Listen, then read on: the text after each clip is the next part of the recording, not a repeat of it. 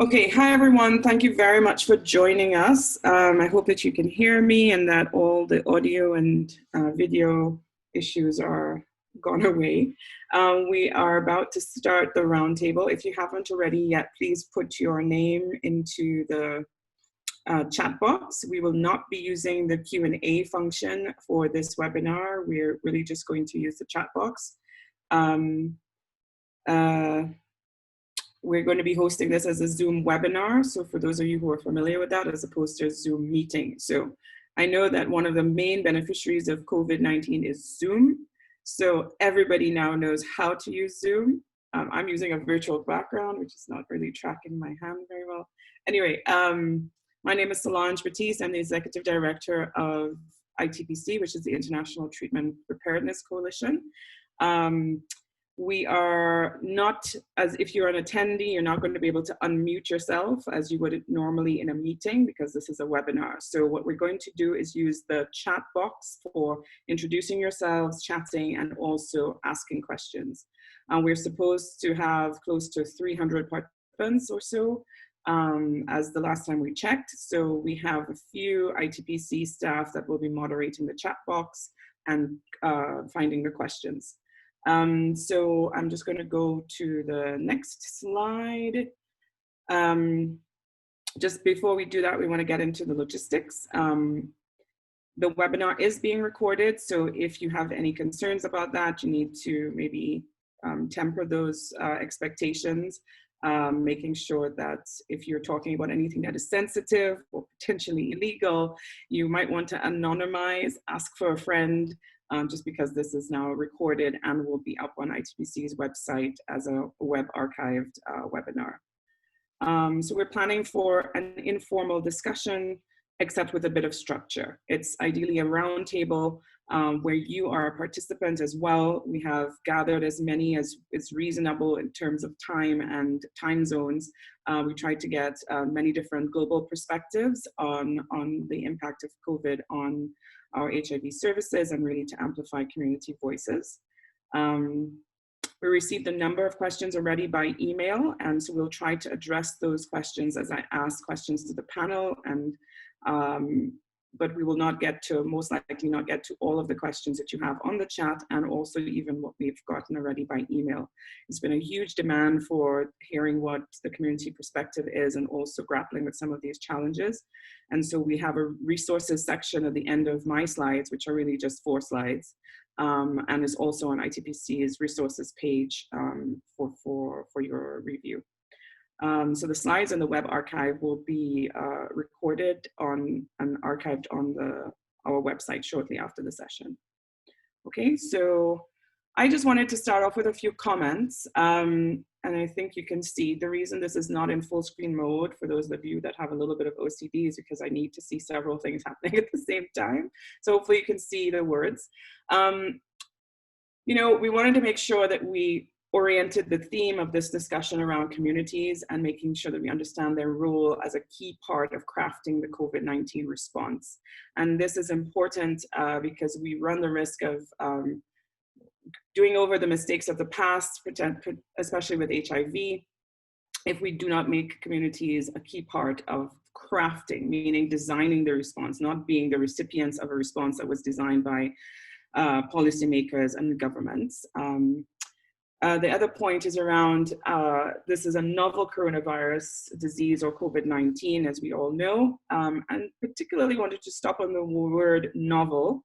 A novel because it's new, and new to the scientific community, and new to the scientific community, meaning that there are a lot of unknowns. So you would find, even with the WHO and the questions and answers from the CDC, you had the conversations at the different government levels among scientists and persons who are doing research. There's a lot that is unknown. And so we're going to try to grapple with some of the, how do you move forward when even the scientific community doesn't know the answers to some of those questions, even though some may pretend to know. Amplify key issues from the ground. That's the whole point here, to really understand what people are having to face in terms of their lived experiences and try to have that discussion. We probably will need to follow up this webinar with specific thematic ones or geographic ones. I am aware from a global perspective, we don't have persons from Latin America specifically on the featured speakers, but if there are persons in the chat, we could also invite you to make a couple comments. And we want to make this as practical and as real as possible in terms of targeted action. What are the practical things you can do when you finish this webinar? As a person living with HIV, as a person who's running a community-based a network or a network of people living with HIV, how can you organize at a community level and be able to take action after this call? So that's where we're trying to go. And as I said, there would be resources at the end of these slides as well as on ITPC's webpage. So the plan for the next 2.5 hours, which is probably a little less than that now, is to introduce our featured speakers very briefly, because we don't want to spend time on everybody's very long resume. And then we'll ask for comments from each of them. We have a particular order, and Wami will walk us through that. And then I will do a round of discussion with the featured speakers, and then alert you that it will be time for you to ask your questions through the chat box. Those will then be punted to me, and I will ask a round of discussion and try to facilitate that among the speakers that are here. And then we will just try to summarize and then close. So off to Wami.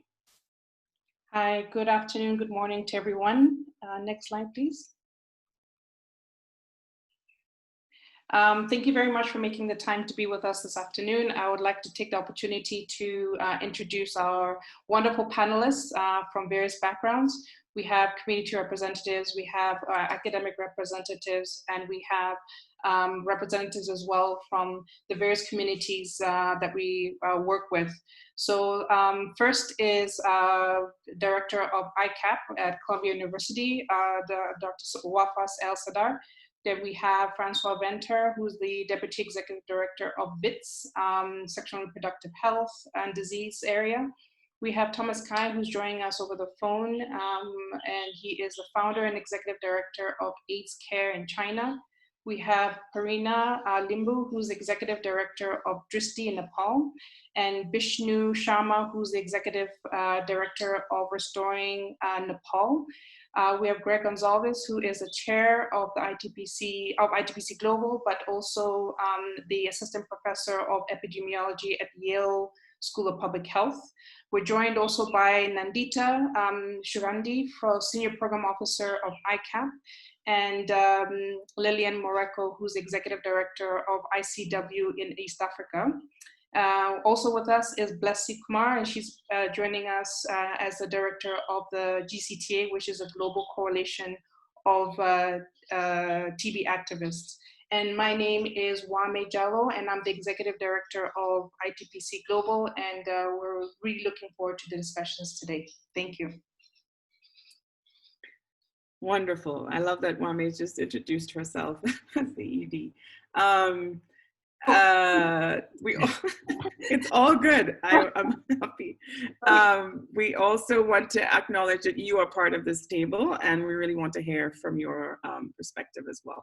So we're going to jump right into it. We're going to ask comments from our featured speakers. The order will start with Wafa, then Francois, and then I have a couple of voice notes from Thomas. We'll take it in chunks of 3, particularly because Thomas is coming from Cambodia. Everything is really unprecedented and urgent times, and he has now been delayed and is on the road, but still left voice notes for me because the connection is bad and it's a rural part of Cambodia. So I will play those, and if those aren't working, we'll move swiftly to the next person, who would be Parina, and then Bishnu, and then Gregg, Nandita, Lilian, and Blessy. Blessy is on her way because she also had a conflict. So I'm going to ask Wame to unmute, or if Wafa, if you want to unmute yourself, you can have comments for the first 5 minutes or so. Thank you. Yes, and thank you very much, Solange and Wami and everybody else at the ITPC who organized this forum. It's really very important and very timely, and I'm amazed by the breadth and the depth of your reach around the world, and this is a moment when we have to do that, so I really appreciate it very much and appreciate being asked to give some comments. So what I've been asked to comment on is to touch on the in the midst of a a pandemic like COVID-19 pandemic, how do we think about the other important services that are fundamentally important for people living with HIV, including HIV-related services as well as TB-related services. And because I think there's a great risk in moments like this, when all attention turns to the problem at hand, the acute problem at hand, there's a great risk that the issues that are very, very important, the issues that are very critical for the health of the population go by the wayside because of this movement towards attention to the new threat.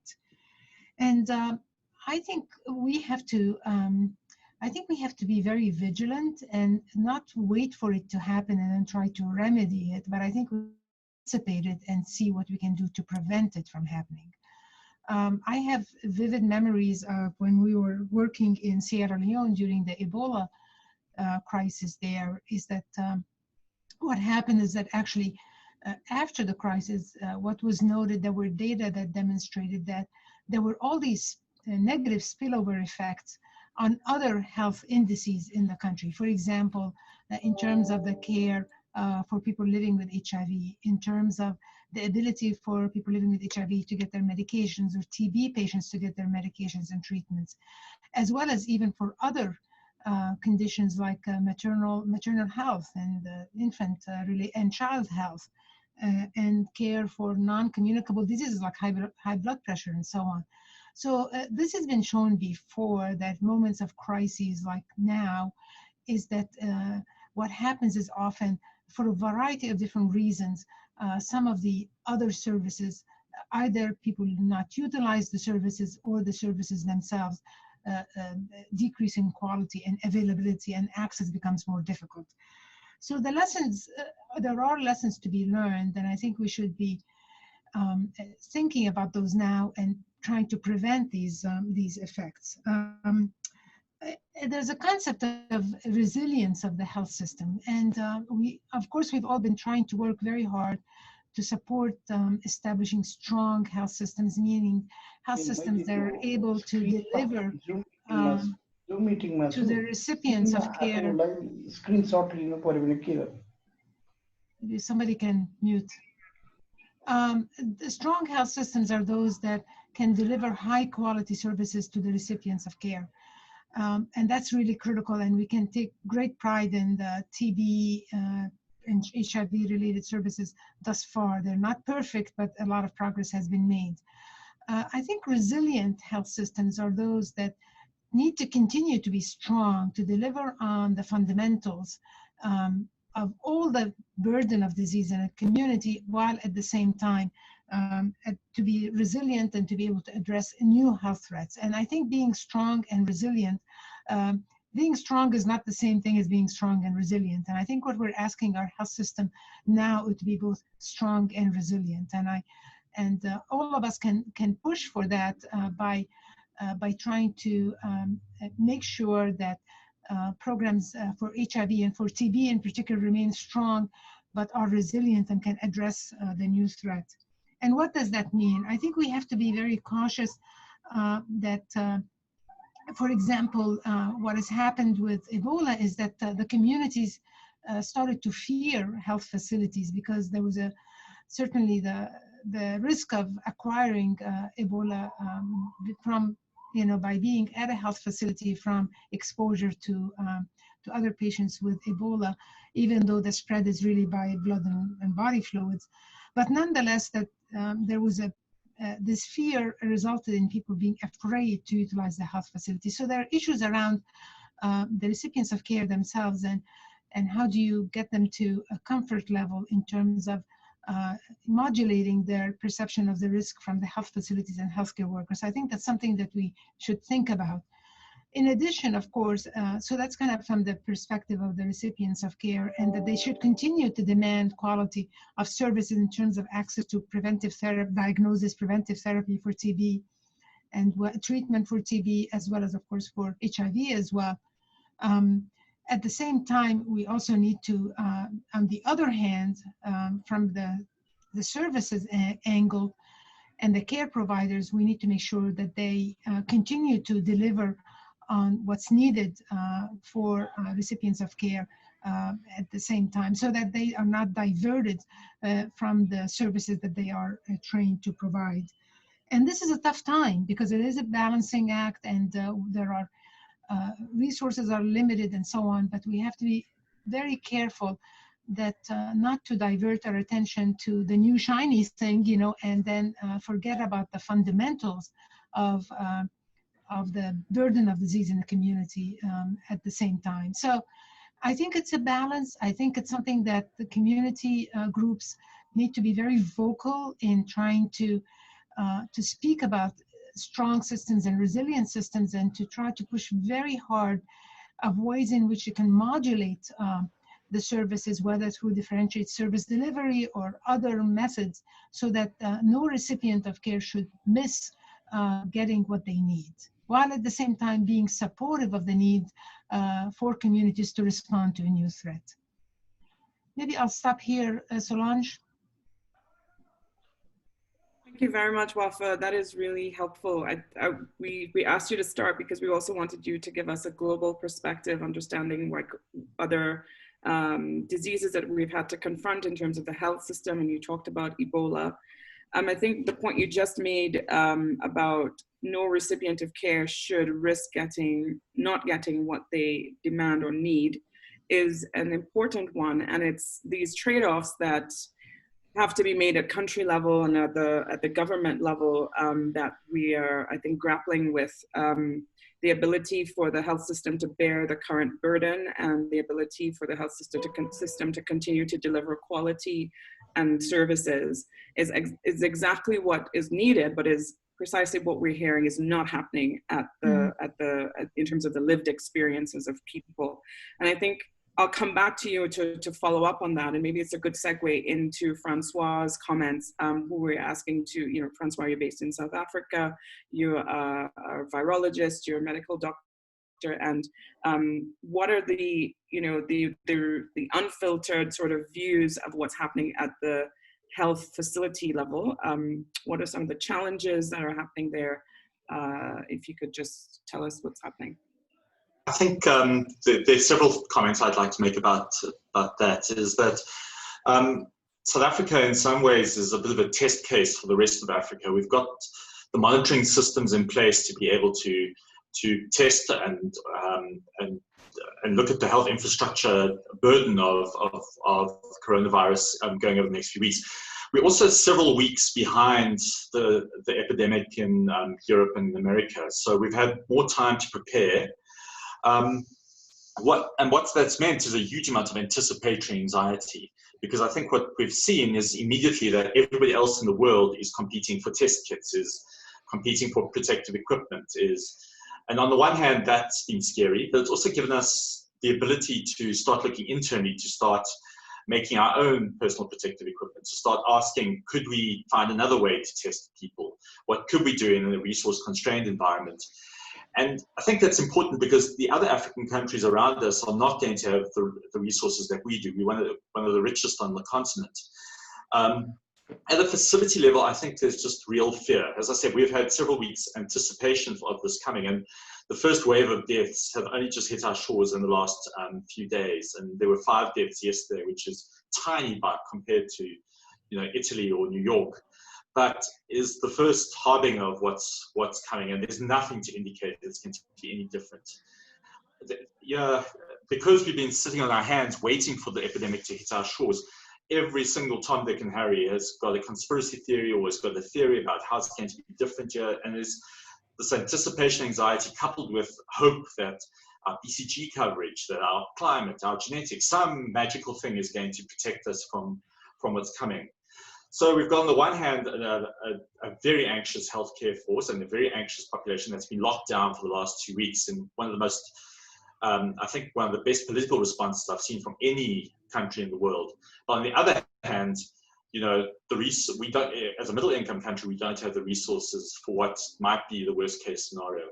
So taking, you know, one observation I do have, and it's an international observation, but particularly in South Africa, is the response is being led almost exclusively by people who are based in the HIV field. That's at a public health level, at a clinical level, and at a laboratory level and research level. People have built up these experiences in the last 20 years and are leading from the front, have stepped firmly in and said, we've seen this before. It was different, but we've learned skills in a way that nobody else has. And they're the ones who come forward to push the guidelines processes, to ask about how one does community interventions, how does one get involved, and that expands from the kind of deep academia to the political responses, but also into the community. If you look at our presidential advisory group, the people who are advising from the community side are all drawn from HIV activist groups. So on the one hand, I'm scared for my country and for my continent because I think we just don't know what's going to happen here with this massive burden of HIV and TB. Is it going to protect us? Is it going to harm us? Is it going to do nothing? We just don't know. On the other hand, I think the right people are in place to take it forward.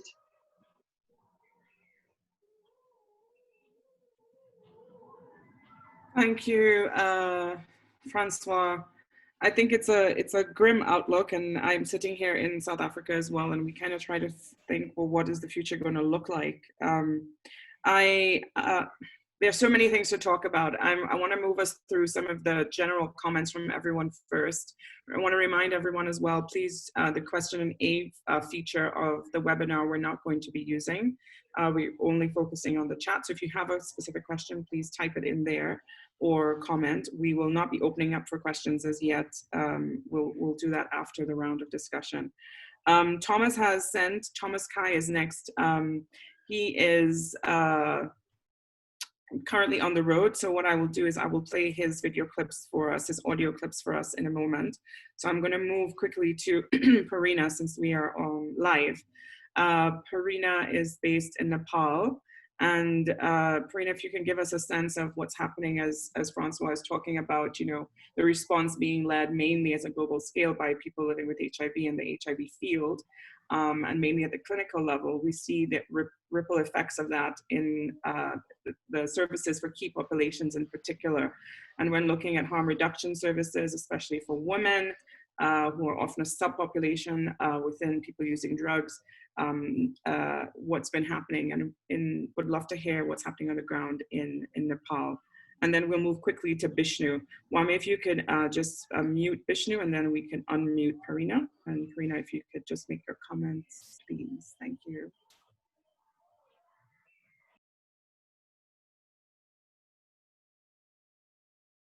Hello. Okay, perfect. Can you hear me? Absolutely, go ahead. All right. So let me just jump on the issues. Basically, we work with women who use drugs and those who are living with HIV. And this, lockdown is one of the biggest challenges I've ever encountered personally in my lifetime. Because of this, now the clients that we have been reaching, they've moved to different places, and those, especially those who are working as entertainment sector, they've been in a very we can't even imagine. We have been to different fields to deliver the harm reduction services like needle syringe and swabs and everything. But then again, there is a problem with the drugs. There is a shortage, and lots of people who use drugs are not even getting the stuff that they need to have. So in a way, they were not well prepared on the doses and all. So if we talk about ART thing, lots of women actually, those who have been reached, they have been reaching lots of women and people living with HIV. They are actually getting medicines. However, that's not enough because they are not getting the food that they should be having. So the lack of food, the medicines, lack of drugs, and no new enrollment for OST is one of the biggest challenges now we are facing. As always, and also like there has been a few cases on violence. Now that's one of the major issue that not many people are talking about, how women are staying in a in an abusive relationship. Now we collected lots of cases, and we were supposed to support them with all the legal support, but now that has been shut down. So in a way we are not able to go out, or we are not able to counsel them on how to deal with that, even though we have a group. But then again, we being a service provider, it's not easy to reach out for them. And the worst part for us is most of the women we work with, they are women who use drugs, and those women, most of them are single or separated, and on top of that they have kids along with them. So it's getting very, very, very hard, tough job for us to reach them. And we got passes for which Vishnu may talk about that also. And because of this lockdown, there's lots of scarcity, no phone calls, they don't have money, and most of them, they are working in daily wages. And this has hard hit our clients and our community members. Even though they get their medicines, they're not able to get proper foods, or the things that they need in daily lives. So in a way I would say that it's COVID, this 19 is not just only concentrated on that matter, but then also it has it has very deep impacts in the lives of people who use drugs, and also people living with HIV. And now hopefully we'll be we are not able to coordinate with other organizations. That's the main challenge. We don't know who are getting HIV medicines or not, if they are able to get the passes or not, because it's not only Kathmandu where we can deliver. There are lots of people in different areas of Nepal, and still we are trying to get hold of people through social media or Facebook, if they're getting the medicines, ART or not. Recently, we delivered ART medicine who shifted from Kathmandu to Banepa. I mean, like it's around 7 to 8 kilometers far from where we are. So she shifted, and then we didn't have a pass to go to that area. So we had to channelize, some other people. And also at the same time, when we channel these people, there is a big threat or risk of their identity, which they may not be happy to share. You know what I mean? So this is also one of the constraints that, or we are trying to look at the problems, how we can work on that. I mean, we don't want them to open up their status, or they don't want to open up their status. But this lockdown has really made everything such a mess that, we have to write, and then we have to tell them, okay, you can go, but they don't want to. So it's really getting hard for us. So this is the ground level thing, and probably Vishnu will talk more about how he has been working as a network, and how he has been trying to get more people to understand the need of people who use drugs or harm reduction services, or people living with HIV. Thank you. Thanks, Parina. Mwami will mute you, and then we'll unmute Vishnu to hear just exactly what you were talking about. And if you could speak to, like, what's been the reaction of the government, for example, with these passes and, trying to be able to deliver services. It's really distressing to hear about, the lack of OST enrollment. And obviously, Parina brought up the other issues, which are sort of the downstream negative effects on food security and even safety in your home. If there's anything you would like to raise, we'd love to hear. Go ahead. Yeah, first of all, I would like to thank ITPC for this opportunity, especially when this COVID-19 situation we creating problem, not especially in our country, for our neighboring country, China and India, because we were watching, and same time in the middle of March. So many cases for other country also started, and the Spain, France, the situation gone worse. Then we also we start also talking about maybe the same situation we may face in our country. So what we do?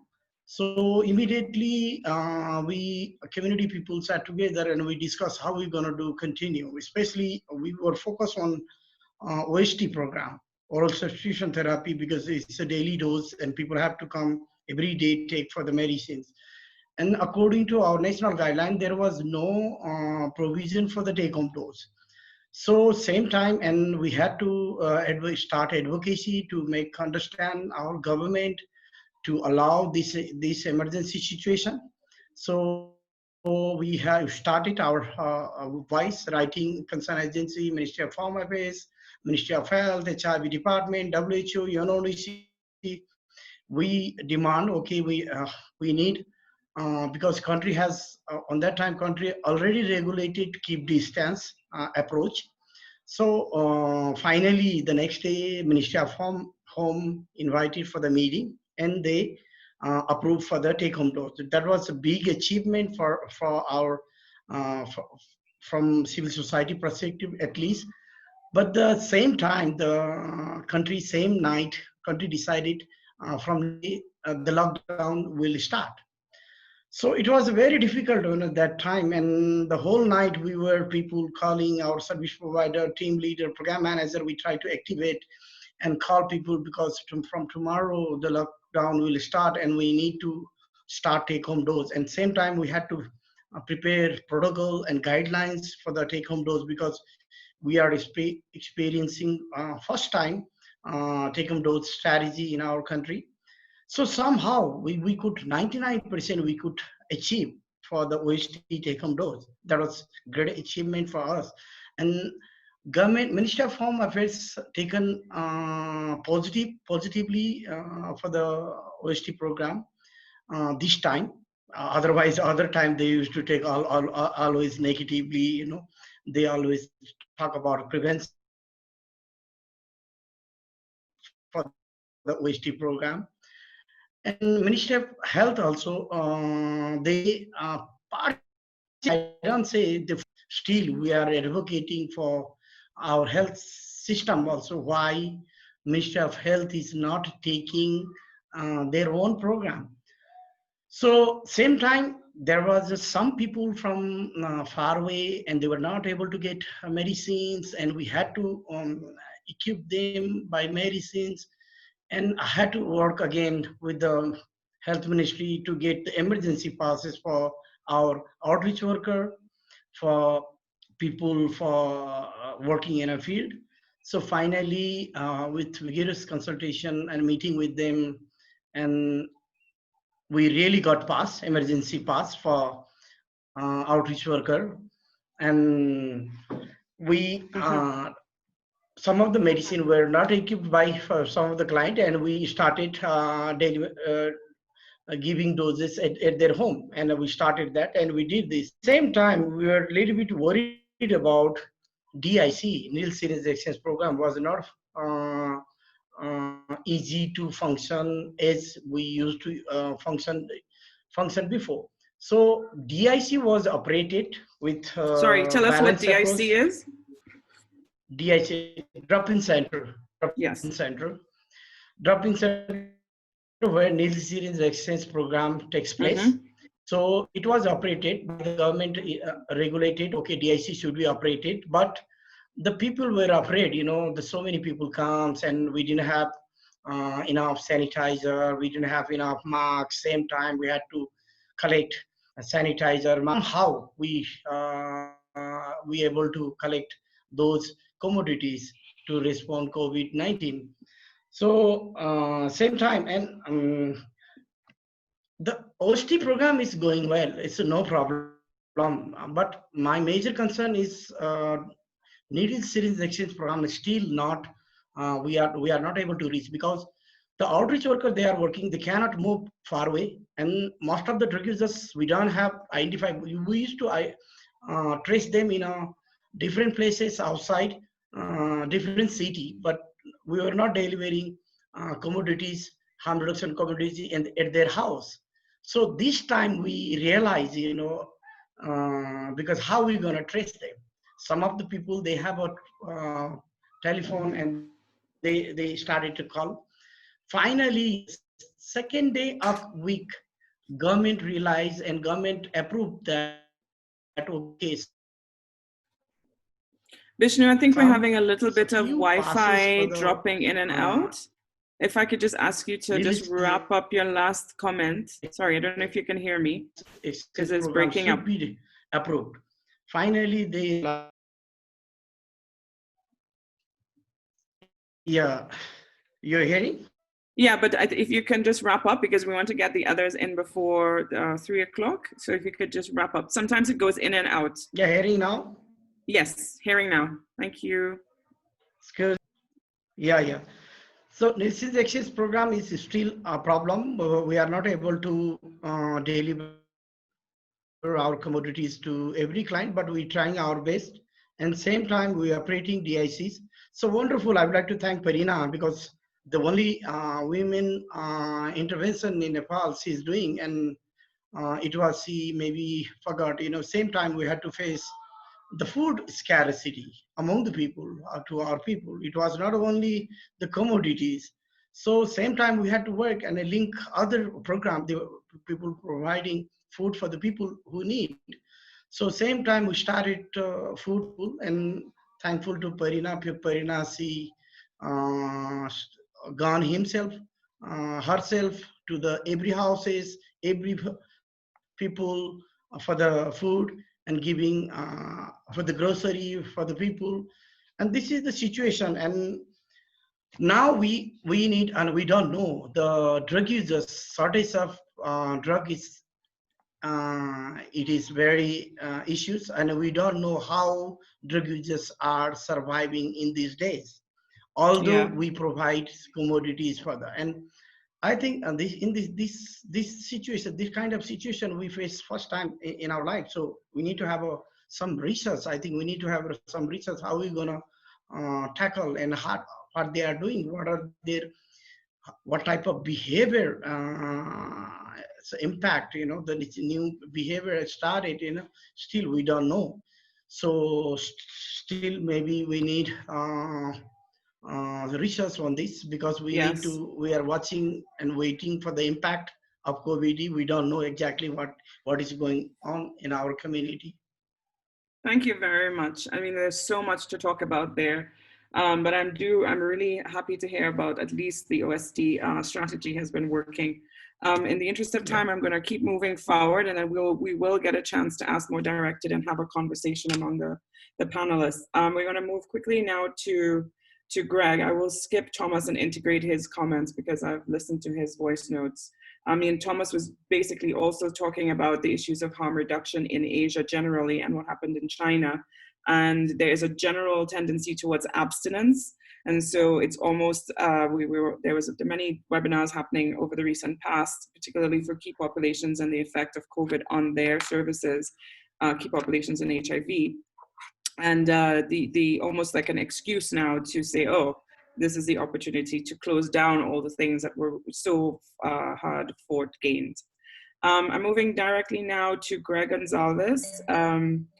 Gregg, we've been talking about how HIV sort of schooled us for COVID-19, as Francois said, and Wafa had said before, in terms of AIDS activism and community-based models of care and what's happening at a policy level. If you can make any comments that you like.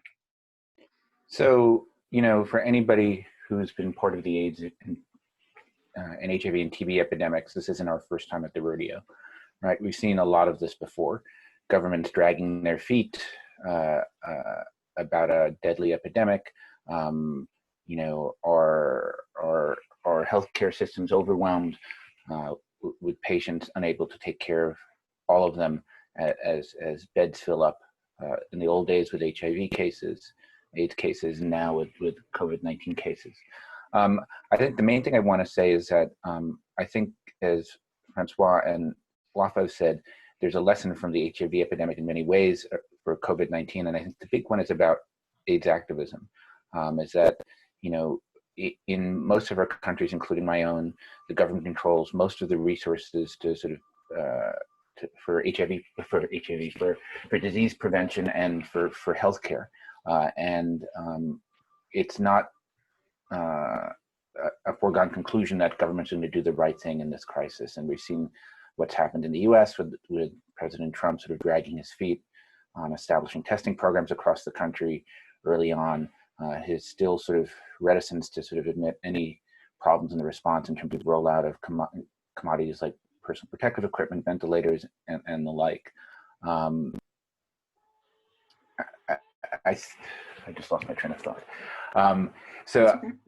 So you know, what I think is necessary for us to do is to think of this as the same sort of governance problem as we did with the AIDS epidemic, and that, you know, we're able to set up systems of care for each other because we fought to make these happen, but we also fought in the first instance to get our governments to take the problem seriously and to do what's needed. So that's sort of the immediate problem. The other problem is what Bishnu and Parina and others have sort of mentioned already. There are people in many countries who are outside of the circle of care, and it's not just people who use drugs. It's the incarcerated who are in situations where there's no such thing as infection control or social distancing. There are the undocumented immigrants in the United States, or refugees or internally displaced people across the rest of the world, and people in sex work who, again, often don't have the ability to sort of social distance or stop work if they want to put food on the table.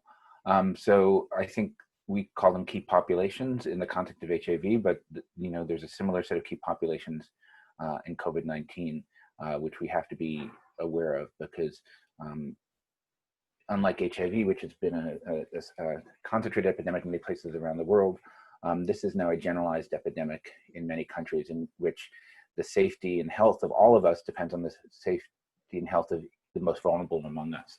And those are the special populations that we've been talking about with Bishnu and Parina. Thank you, Greg. And that's, again, I think what you're reiterating is that this is a political crisis before it is even a health crisis, because governments are the ones that are actually able to put in the correct policy directives so that we can get fast through the peak and flatten this curve that we keep talking about. Persons that are outside the general health sector and the most key and vulnerable ones, I think, thank you for raising that up again, incarcerated in this internally displaced people, thinking about even within refugee camps. There's severe issues that would be happening there. And another group that we tend to also kind of overlook are children and adolescents. Not only children and adolescents who are living with HIV, but those that are affected by COVID in an indirect way. I'm going to pass now to Nandita, who will share her time with Luan, who is from PATA, which is based in South Africa, to give a bit of insight on children and adolescents and anything else you want to share. So we'll unmute Nandita, and then when she says, Wami, we will unmute Luan, who is currently in attendance. Great, thank you so much, Solange. And can you hear me? Hello? Are you able to hear me? Yes, we can hear you. Yes, we can hear you. Yes. Fantastic, thank you so much. And good morning and good afternoon to everyone who's joined. I first want to start out by thanking ITPC for including children and young people in this discussion. I think there's been some misperceptions that children are not affected by by the COVID-19 epidemic.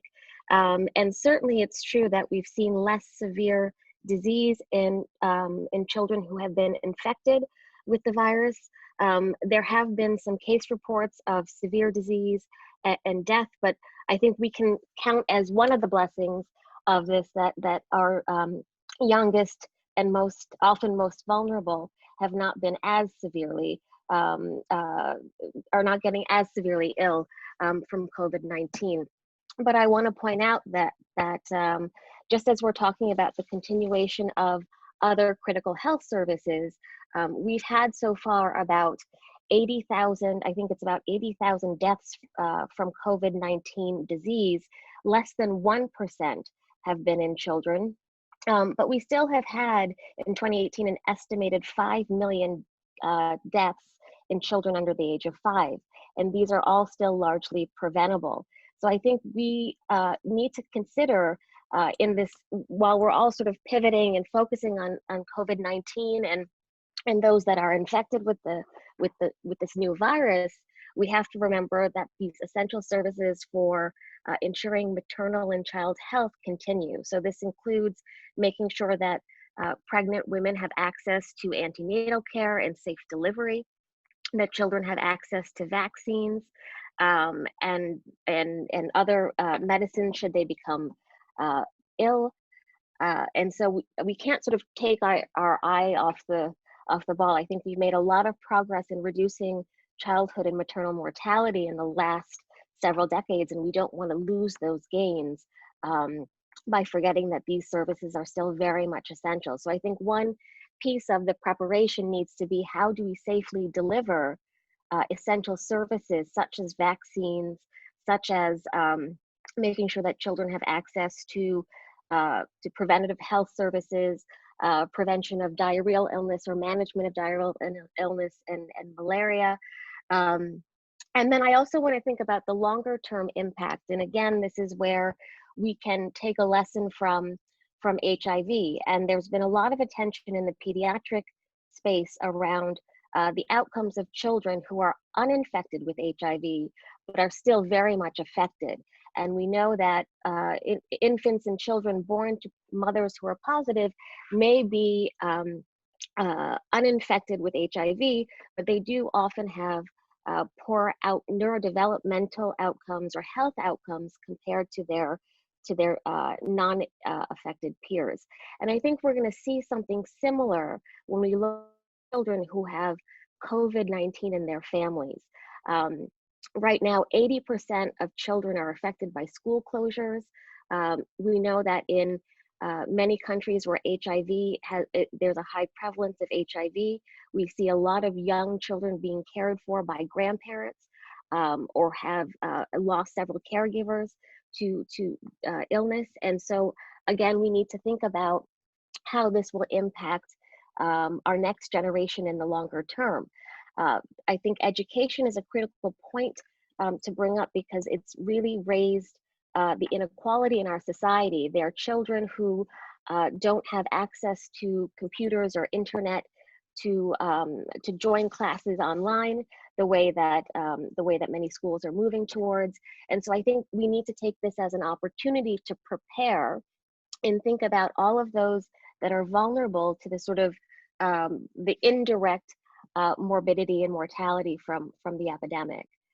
So I really thank ITPC for bringing this up and giving us an opportunity to think about, our next generation. And I think I'll share the rest of my time with Luann from PATA, if that's okay. Thank you. Wame, you can switch us and then turn on Luann. Let's check our audio. Luann, hi there. Okay, perfect. Thanks. Great. Thank you so much. Gosh, and thanks, Nandita. I had no idea that I was going to be hijacking some of Nandita's time, so I won't be very long. But I think just thanks to Nandita, I think also she's been helping PATA develop a survey which we tried to get out earlier this week. And that's really trying to reach some facilities really across sub-Saharan Africa, particularly just to those frontline health providers. And just from, the last couple of weeks, and maybe speaking a bit more to what Francois was saying, just sort of the kind of feeling from the ground in terms of really, health providers experiencing high degrees of anxiety, fear, concern, sort of waiting for this big wave of something to happen In some countries, it's kind of business as usual. Some are going into partial lockdown, others full lockdown. And yet we don't really know what the data is telling us. And everyone's sort of kind of very behind in terms of the number of tests being actually conducted. So really knowing what the situation looks like is also really challenging. But I think, you know, health providers feeling really, really worried, under-resourced, and not feeling that their safety and security is protected or acknowledged, or a lot of the guidelines in a way are not really getting to very local levels. So it's still feeling very concentrated in the central hospitals. But, you know, health providers in the smaller facilities are seeing an increased number of patients arriving with obviously fears, concerns, and then also unprepared for some of the lockdown in terms of how that's going to impact on treatment interruptions, and whether there's enough supply of drugs to be able to give longer dispensing periods, and that doesn't seem to have happened well in many places. And then I think just the thing that we're hearing most as well from both the community and the frontline providers is, you know, are there mechanisms to really support and invest in community-based organizations really urgently, who can do a lot more in providing the kind of awareness raising and real simple language information that the community needs, that is also factual and not sort of spreading lots of like conspiracy theories. And then obviously addressing these very real social and economic sort of disasters that are increasing in terms of food security and other issues as people increasingly are locked down. So I think from a Patta's perspective, also just, you know, if it's okay through ITPC, you know, we'd be so grateful, especially for people in our region, if they would be willing to also share the survey. And of course, we'd, you know, want to share all that sort of data with anyone on this platform as well. So thank you so much. Thank you very much, Luann. And we'll get back to some of these in our next round of interactive discussion here with the panelists. But thank you for raising the point about education and misinformation. It is critical. I think the misinformation is almost as bad as the virus itself. I mean, there are so many conspiracy theories and so much wrong information. And it brings us to this question of what we should be doing. And I think Lilian would be able to speak a bit to that. So we'll move quickly to Lilian, who is based in Uganda and is working with ICW in East Africa, also speaking as a woman living with HIV and the perspective of women in East Africa. Hi. Hi, Lilian, thanks. Hi, this is Lilian and in Uganda, and thank you, Solange, and your team for putting together this meeting, and thank you for all other panelists for the issues that they are raising. One of the key things that probably I could start from is to say that in Uganda we are now on our 9th day of lockdown, and it is also important to mention that there was no sort of community preparedness for this. We just saw it coming, and therefore there's quite a lot in terms of people displaced in different parts of the country because they were not able to travel back where they probably should have been. The announcement was made, and in 2 hours it was very clear that there would not be any transport, and therefore people had to remain where they were. And of course, there are so many issues, and colleagues have already talked about that, but what we are seeing and what we are experiencing is that even when there's a lot of effort, we are also seeing that there's limited access to healthcare services because of especially limited transport. There's disrupted livelihood, and this of course affects more the vulnerable people that we've been talking about. There's increased domestic violence that we are seeing, but also institutional violence whereby the police is beating up people in a way of enforcing the the guidance that the president gave. We are also seeing the most vulnerable women, pregnant women, young children, sex workers, and people with, of course, pre-existing conditions are suffering more within this era of COVID-19. And therefore, we are seeing a repeat of where we are coming from in terms of who gets to suffer, who suffers more.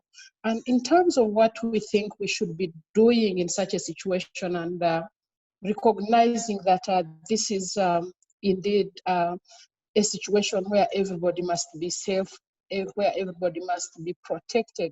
We strongly believe that this epidemic did not help us learn a lot from where we are coming from.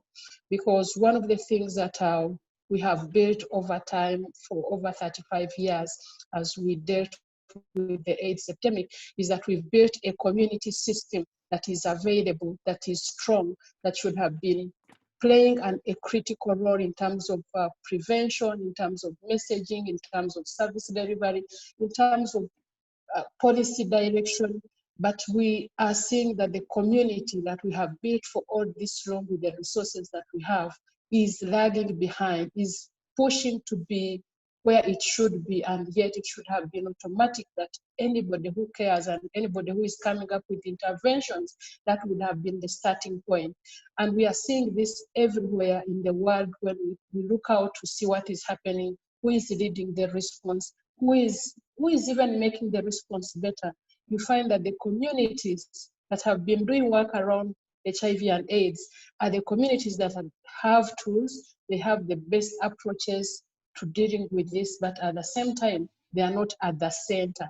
And this is what is happening everywhere. So our thinking is that anybody who is working on programs and interventions should not be struggling, but should place the communities at the center. And the reason why we need to have communities at the center is that COVID-19 has made it very clear that this is not, in my opinion, it is not a problem that has to be isolated from the community. Because when you talk about social isolation, when you talk about social distancing, when you talk about quarantine, you're talking about people getting back to their families, and yet the families have not been prepared, have not been put into the picture where they can contribute meaningfully. And therefore, we need to look at how do we make sure that the community is at the center, that the households are playing the most important role that they should be playing, rather than being a place where people are going to distance, and yet we are not supporting them, and yet they are not contributing to programs that are being designed.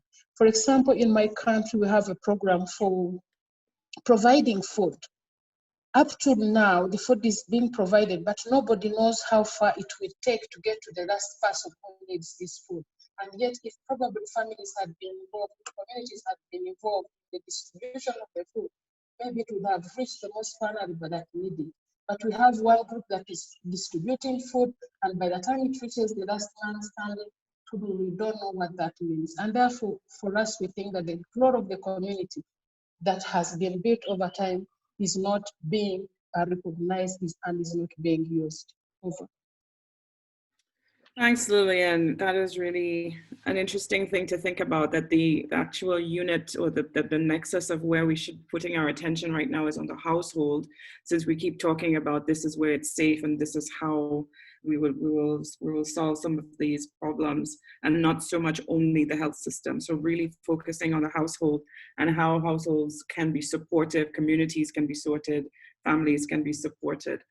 I think what we're doing in this first wave of discussion is really laying out the challenges. So it kind of seems extremely grim, but we're going to move into the next discussion after Blessy speaks about some of the more pointed questions, and then some of the solutions and practical experiences. Thank you for everyone who's being diligent as an attendee on the chat and is really sharing you've been sharing your country experiences. We've heard particularly also from Latin America, so we want to kind of make sure we have a full round of the globe in terms of perspectives.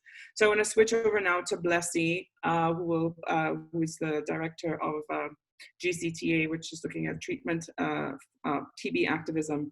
Blessy, anything you would want to speak about, but obviously we want to hear a bit about how not just HIV, but HIV, TB, and COVID, all these interact, and what communities should be demanding for from your perspective. Thank you so much, Solange, for the opportunity, and thanks to ITPC for organizing this and for putting TB on the table. You know, it tends to stagger really, and I'm afraid you said it's looking grim. It's going to look even grimmer once I've said my few words.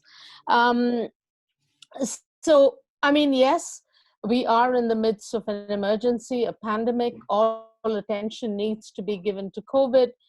But the worry has been, with a lot of us who have been completely immersed working in TB, is that there is complete, you know, stopping of services of TB to people who need it most. I'm based in the country that has the highest burden of TB. And we have over 1,200 deaths every day from TB. And so you can imagine, with the attention being taken away from TB and services being interrupted, how much more that will be. And it's really, really grim. We are in the middle of a lockdown. Even if the DOT centers, which is the treatment centers, even if they're open, people are unable to get to them. All social support is stopped. People aren't able to access them. And we're hearing of more and more deaths. Journalists have actually started writing about TB, people who've never given a thought to TB. So it's a pretty a serious situation.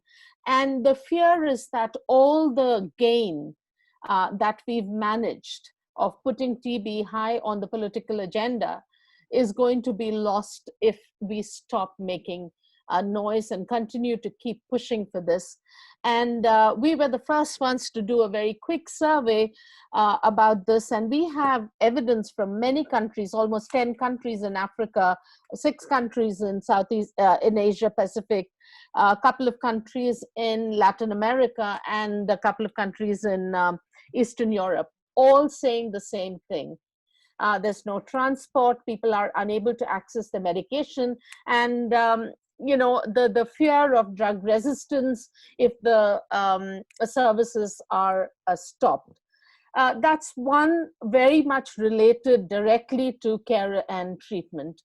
The other larger issue that we as advocates across the globe are also concerned about is, you know, the Gene Expert machine that does tests for TB. And recently there was an announcement by Cepheid, the company that makes it, that the same machine can actually do COVID test as well, which is fantastic, a welcome move. But the worry is that if there is no mechanisms on the ground, the machines will actually be moved from TB testing centers and moved away because they need to be in a biosafety level 2 environment to do the COVID test. So then what happens to all the TB testing that needs to be done? That's a huge question. The second is the price of the cartridges are really high. And if we as a global community of advocates don't push back, they announced a price of $20 per cartridge. So that is a huge amount. We have been writing to Cepheid, they are not budging. So we do need to join hands here. Right, we managed to get the TB cartridge rate down to a $10 rate. But I think we are asking for $5 now for TB, HIV, Hep C, and COVID all together. So if ever there was a time when communities, all of us needed to come together, it is this. Otherwise, we're really going to lose all the gain that we have achieved so far for TB, HIV, malaria, and Hep C, and other infectious diseases. Thank you so much. I'll be happy to take questions later on if need be, but just keeping to my time. Thank you. Thanks, Blessy. Yes, definitely, Grim. But thank you for raising something that we could all actually do together. We've been talking about this for a long time, how we could more integrate HIV, TB responses, and now there's a specific ask. There's a particular a letter that has been circulated that we can all sign up to put the pressure on Cepheid for the pricing. But we can talk about that towards the end in terms of our advocacy agenda and how we can move forward in terms of practical things. Just want to sort of open up the discussion a little bit now. Yes, demanding $5 for the cartridges, absolutely. So a lot has been talked about, and obviously this is only one webinar and a few hours together, so we cannot cover everything, but based on what the questions were from the emails, also trying to follow what is on the chat, and also trying to listen to all the speakers and their very important points. I think one of the things we want to start off with is, how do we know what is a trusted source? We have tons of information coming at us as members of the public, from the news, sometimes contradictory. We also hear about modeling and different things, and then these super great experts then completely contradict each other. So maybe the panel can help the general public, the layman who is not by training a virologist or have their PhD in something. How do we know what is a trusted source, and what is the evidence we need to know that COVID-19 treatment works? Anybody could unmute at any time, or I can see Gregg's unmuted. Thanks. Hey, anybody can jump in, but there's no treatment for COVID-19 right now. Remember, it's all supportive care, including ventilation if you're can't breathe on your own. We go to the sites that we trust: US CDC, WHO, hopefully ITPC. We stay away from we know from the history of HIV that there's lots of peddling of false information on diseases and quack cures and myths being shared around, but we all know where to go for trusted TB HIV advice. We should go to the same places for COVID-19 advice: CDC, ITPC, WHO. Anybody else has ideas? Jump in. Yeah, I'm sure there are other trusted sources here, but also trying to, thanks Gregg for that, unpacking some of the principles behind what is a trusted source, the principles behind how to sort out in your head what is noise and what is actual truth and fact that you can rely on and then spread, because the misinformation seems to be spreading like a wildfire. Also, how do you sort of sort out as a person from the public, you know, one drug may be, obviously chloroquine is the elephant in the room. Everyone's talking about that. We have an understanding that it is not a treatment, as you say, it's symptomatic, the symptoms that we treat. But how does one get, what is this modeling, and how do we get to this, how do we eventually get to a treatment that works? What's the evidence that you need ultimately to get to a treatment? Is it a study? How do these things work? I think the audience would love to hear about that. I don't know, Francois, Wafa, Nandita, I'm just only calling on the doctors in particular, but anyone else can chime in. So Francois here, I really do think we need to be demanding much better research before we start venturing into this. The approach to selecting treatments for COVID have been really quite random and chaotic, and not based on particularly good science. And the world has rushed towards, I think, as you said, the elephant in the room is chloroquine, but there are a couple of other elephants starting to declare themselves, all based on quite poor basic research. I think we're trying to balance, on the one hand, an emergency situation where we can't go through the classic long-winded randomized clinical trials, but that doesn't mean that we should be demanding the best possible science before we start pumping unknown drugs into the system. But I think maybe I'd really like to hear from the others as to what they think. Certainly in South Africa, everyone is now starting to dose themselves with chloroquine based on what I consider to be unbelievably poor data. Yeah, Nandita, I see you're unmuted. If you could speak to that, and sorry, just because Francois said, you know, randomized, controlled, studies, what does the, he says, demand the best possible science? What does that actually look like? We're just trying to make sure we're all on the same page. I mean, I think it's really difficult to, there's so much information. I think we're all also suffering from kind of an information overload, and it's coming to us from the media, it's coming to us from academic journals. I think many of us are probably on several listservs and having our inboxes filled with summaries and new reports. I think it's important when you're looking at a piece of information, whether it's a study, whether it's a report, to actually check to see where the information is coming from, or if there's information at all. There are a number of times I've looked at an article that says something about, you know, COVID-19 in children, and it's an opinion article. And remember that opinions are opinions. But I think one sort of thing to sort of figure out is, you know, where is this information coming from, and find your trusted resources, I think, as Gregg suggested. And I think there are a number of them.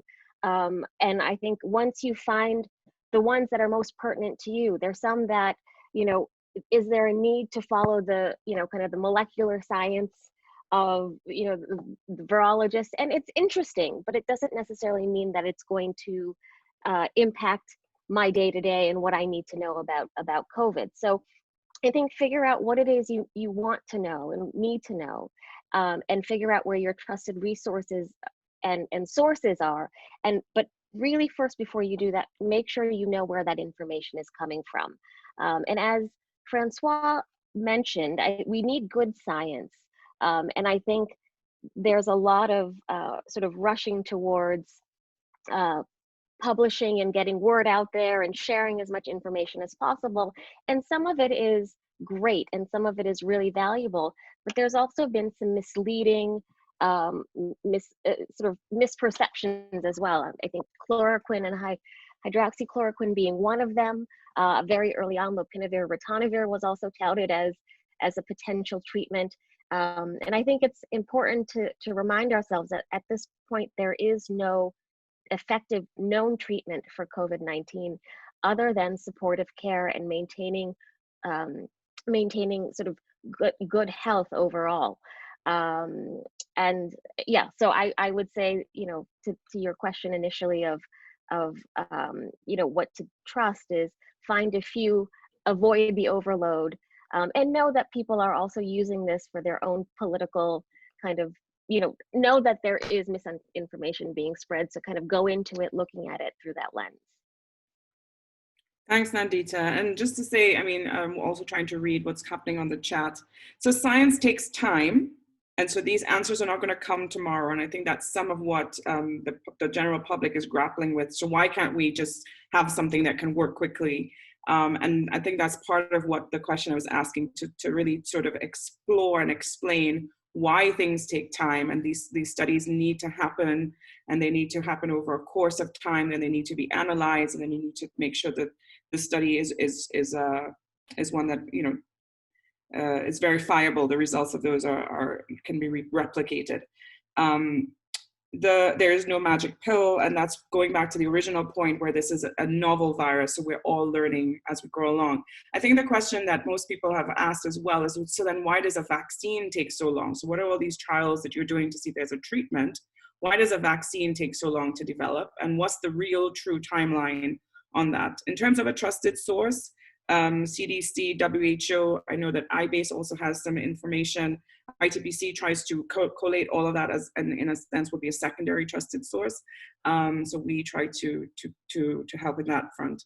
But why does a vaccine take so long to be developed?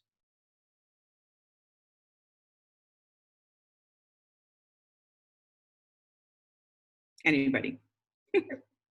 Great. I can jump in. We always ask, like, why did it take 15 years for us to get effective antiretroviral therapy? Because you can't shout a cure or a vaccine out of a test tube. You know, you're going to have to develop. This is a new disease. It needs a new vaccine. It needs clinical testing. We all know from ITPC and from our own treatment activism that you have to look, you know, try it out in animals, and you try it out in phase 1 studies, phase 2 studies, phase 3 studies, etc. So you can't just sort of take it from a test tube and just sort of put it out into the drinking water. So it's exactly what we've learned in the sort of drug development pathway as HIV treatment activists or prevention activists. It takes time, and it's all going to be expedited, but it still needs to go through the various steps. Thanks, and unless somebody wants to add to that, I think that clarifies it. It's a process, a protracted process for it to be effective. So how does staying at home help? So that's the message that everyone has been getting. Try your best to avoid the healthcare center. Please stay at home. How does staying at home help?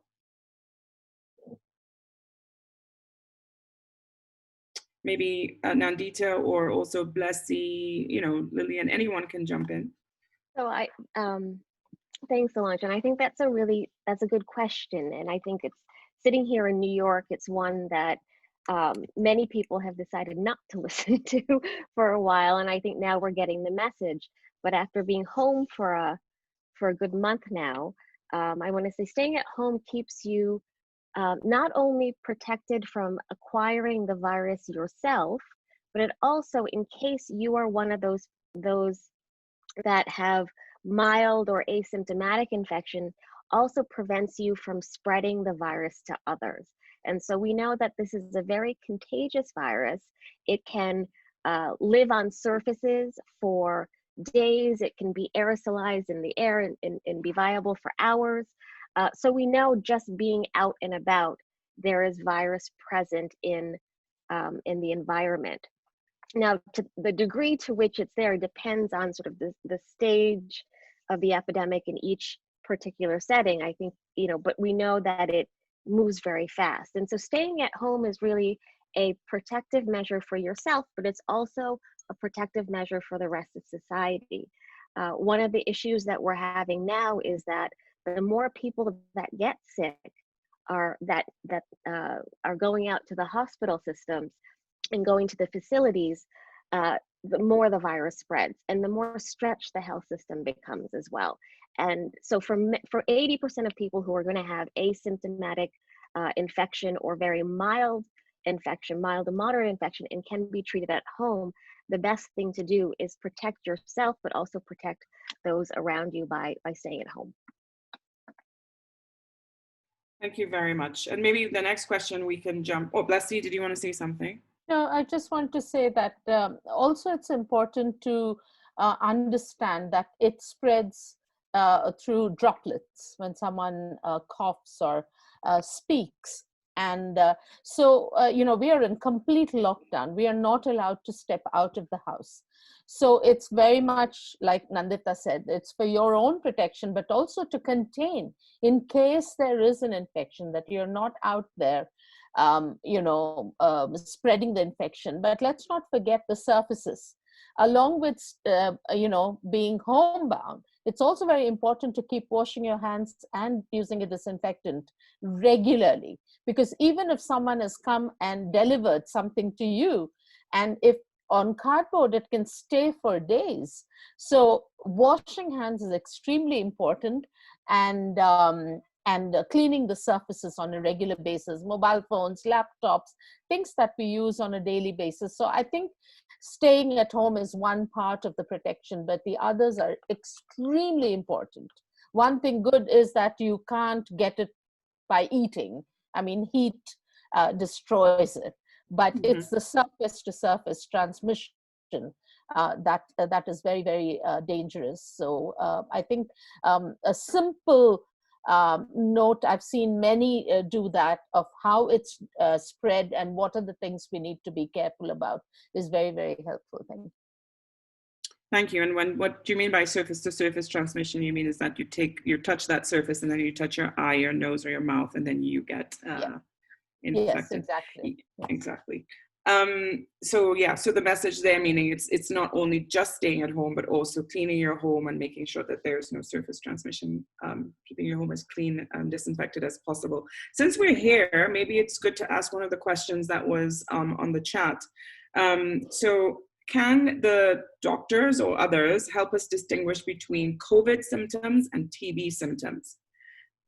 Because this is something that is a bit confusing in terms of when you should seek help and go to the facility. Francois? So I think there is overlap, and there is a little area of gray, but in general, TB tends to be much slower in terms of its onset, measured over weeks and months. People generally, haven't been feeling great for a while. COVID tends to be a little bit more explosive. The temperatures that we've seen in the few cases we've certainly seen in South Africa are fairly dramatic. And there are a whole lot of quite strange symptoms that we don't really associate with tuberculosis, like loss of smell.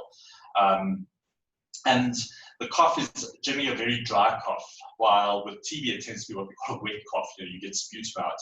So there is overlap. The TB gives you fevers, TB gives you a cough, TB can make you feel really grim, but it tends to be a much more rapid onset with COVID. Thank you, that's very helpful. Bessie, did you want to say something? Yeah, just to say that also with TB, the fever is usually there's evening rise of temperature. And I agree with Francois, what he said, and also the kind of cough. It's this COVID, from what we've heard so far, starts with the sore throat and definitely fever, and of course leads very quickly to breathlessness. Whereas in TB, it's evening rise of temperature, sweating, loss of appetite, and a cough that is with sputum. The only one other thing to say is that there are many mild cases of COVID-19, and there can also be sort of asymptomatic infection. And so you could have COVID-19 and be spreading it and not be desperately ill. And so this goes back to both Nandita's and Bessie's comments about staying home and washing surfaces and washing your hands. The respiratory symptoms and the fever are often in older people or in people with underlying conditions. And so just because you feel well doesn't mean you should be wandering around outside. Exactly. Thank you. And so I just want to shift a little bit to testing. So there's a whole conversation about rapid testing. There's the potential for self-testing, and how much and how far those things spread is sometimes more of a political discussion rather than economic or true science. What does ideal testing look like for COVID-19? Maybe Francois, you can start us off, given that you're in South Africa and we're doing a whole round of testing. Not what is happening, but what's ideal. Well, I actually think Gregg should comment, because I think he's been at the forefront of advocating for what testing programs should look like. Ours is never going to be ideal, partly because of resource constraints, but also just because we haven't got sufficient test kits in the country because there's such international competition. But I think there have been some best practices, and I know Gregg's been at the forefront of sort of pushing for those and should possibly comment. So one is that there are a couple of kinds of testing to think about. One is the testing for actual disease, which is a PCR test, which many of us are familiar with. If you think of your HIV test, it's the same sort of idea, right? We don't have enough tests in the United States. And there are also shortages of the reagents you need to sort of do the test, like the long-stemmed Q-tips you stick up your nose. They're only made in Italy. So there's worldwide shortage of it, and so we don't have enough of it. But the main thing to think about is that if we're going to get past social distancing, it isn't like you wait 2 weeks and then everybody can open the doors and run outside. The point is that we need to sort of see a sustained reduction in cases wherever we are, and then be able to test everybody and diagnose them and then isolate them quickly. This is old school public health from like 19th century smallpox campaigns. Case identification, isolation, and contact tracing and isolation, which we all know about very well. The other kind of testing to think about is antibody testing, which is not even sort of on the radar screen in terms of real implementation in the United States, but that would be done under the presumption that if you had seen the virus and recovered, you should have an antibody response to it. And it might give some indication that you are now immune to the disease, that you're no longer shedding virus. We don't know the details about this yet, but that would be something to scale up as well before we start putting people back into into regular life. For the US, I don't see the light at the end of the tunnel and this happening anytime soon. This begs the question, as Francois is saying, that what are we going to do in South Africa and Malawi and India and Nepal and many of the countries sort of represented on this call? How are we going to move from social distancing into sort of more targeted approaches if we can't get access to PCR testing and download antibody testing? Thanks, Greg. And maybe a question between Lilian, Francois, and Greg, and then we have one for Nandita specifically. Obviously, anyone can join in. Just as you're speaking there, Greg, can you confirm, or do we have confirmation that if you've gotten COVID and you've recovered, you cannot get it again? We don't know that with ultimate certainty. Remember, there's you know how much time we've had to study this disease? 4 months. Yeah. And so it's not clear. It doesn't seem like people are getting it again, but there's scattered reports in the literature. And this goes back to what Nandita was saying about, check your sources, verify your sources, triangulate it. It seems like you can't, but I'm not going to say that it's something that we can sort of say with certainty. I don't know if any of the physicians on the call disagree. So Francois, yeah, I agree with that. I think that the likelihood it's going to behave like similar viruses where there is going to be a degree of immunity conferred on the people who've got it. And as Greg says, there have been these scattered reports around suggesting that there might be the person can get it a second time. It's not totally clear what's happening there. And I think that'll unfold as we go along. Thanks, Francois. Yep. This is Nandita. I just wanted to clarify for those on the call who may not understand some of the terminology that's being used. And I just wanted to explain that what Greg was sort of talking about, two different types of testing. And one is the testing for the virus itself, which we've had, so we can tell when the virus is present, even if somebody is asymptomatic or has very mild symptoms, so we know who has the virus. But the second test he was talking about is an antibody test. And antibodies are what your own immune system produced to fight off infections. And so we have antibody testing for HIV, for example, where we look at your body's response to a particular infectious agent, whether it's the SARS-CoV virus or versus COVID-19 disease. So when we look at antibodies, it can also give you a sense of how recent the type of antibody can help you understand where you are in the infection process. So there's certain antibodies that you see early on in infection and other antibodies that you see as time goes by. So it's helpful sort of when you think about it, or think about sort of a similar example is HIV recency testing, to know when you were potentially infected or affected by it. Whether or not you had symptoms.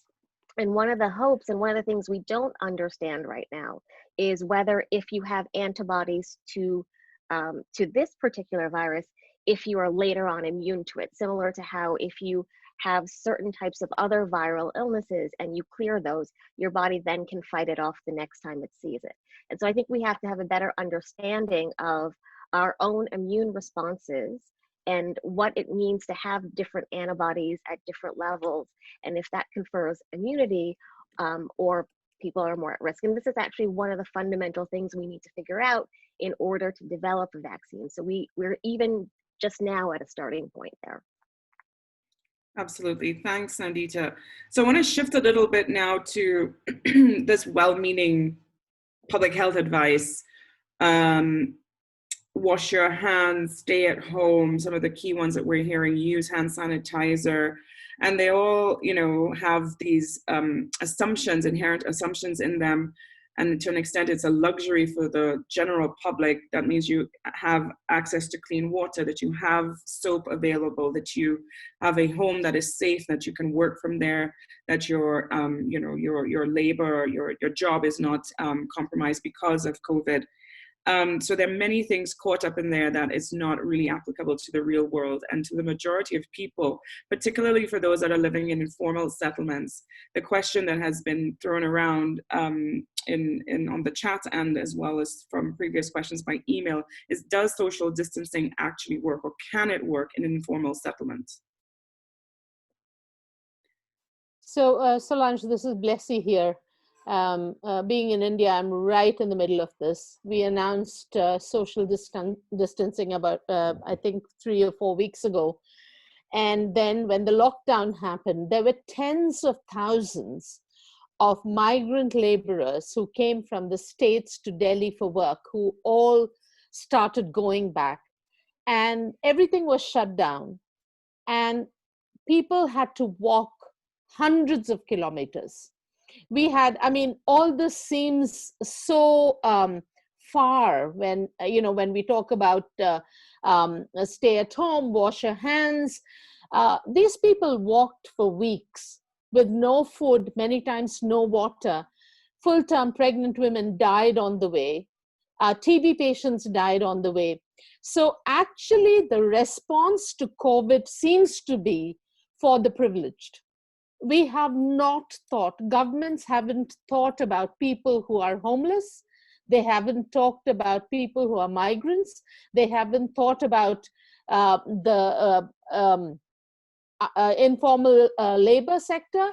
They haven't really thought about these things, and which is why it's a mess. And there's no social distancing. I mean, people are queuing up for food that is being given by state governments, and there's hundreds and hundreds of people together.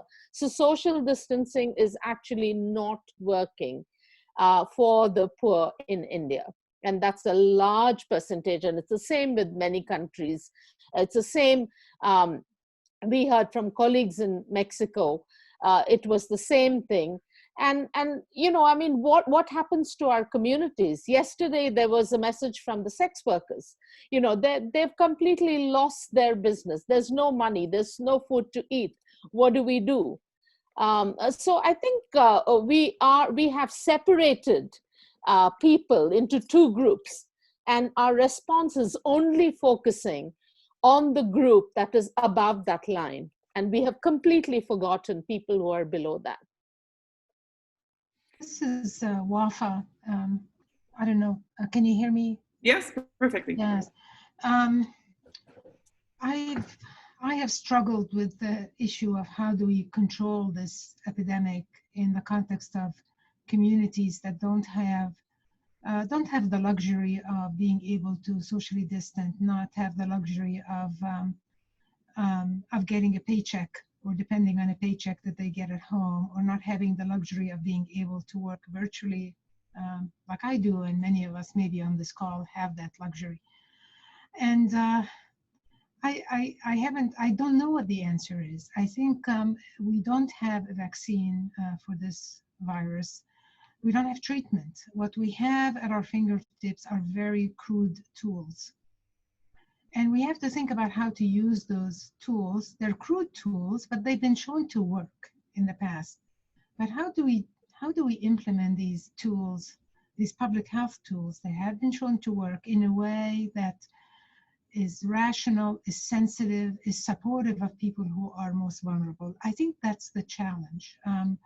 I do think that in many countries around the world, particularly the ones, many of them on this call, some are in a stage where containment should be the major effort. That is to try to very much find people, test and find people who do have COVID-19, and try to isolate them with support, as well as to trace their contacts and support them to also remain quarantined so they don't spread the infection further. But nonetheless, I think at some stage when transmission happens at a high rate, like what's happening in Europe or in the United States now, I think that's when we have nothing but social distancing, knowing that it's about the only tool we have to prevent those connections, the transmission from one person to another, the cycles of transmission. But how do we do this? And we need all of our heads together. Is how do we mobilize the social support services to be able to enable people who need to be out and about, people who don't have the luxury of getting a paycheck. How do we support them? How do we work within communities, civil society groups, governments, non-governmental organizations? And I don't have the answer, but I think that's what's facing us. And how do we accomplish this now in this moment of crisis is even more difficult, because we haven't, unfortunately, done enough preparedness work to be ready to put in place the measures that can sustain a population, particularly the most vulnerable amongst the population.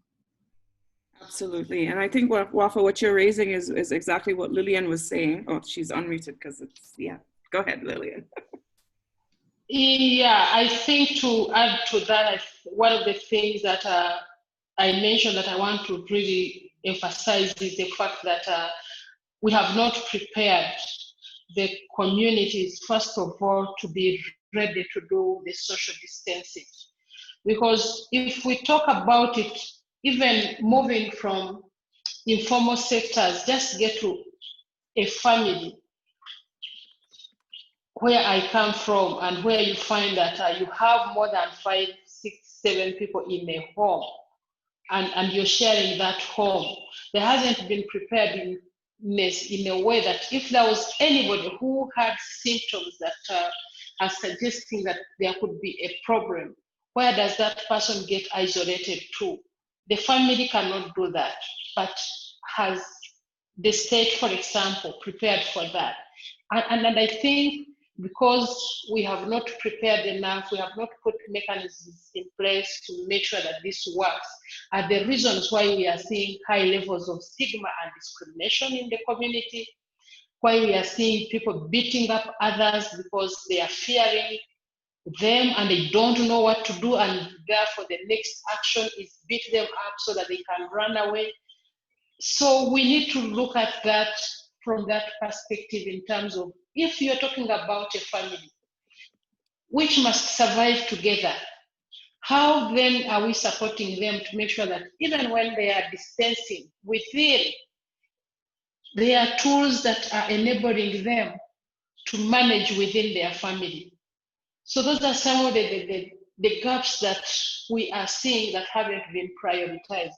And I agree that this social distancing is not for the poor, and yet we all must survive. So I think our role is to make sure we push for mechanisms, for tools, for social support that is going to help people who are being, who are social distancing, who are doing this without any support.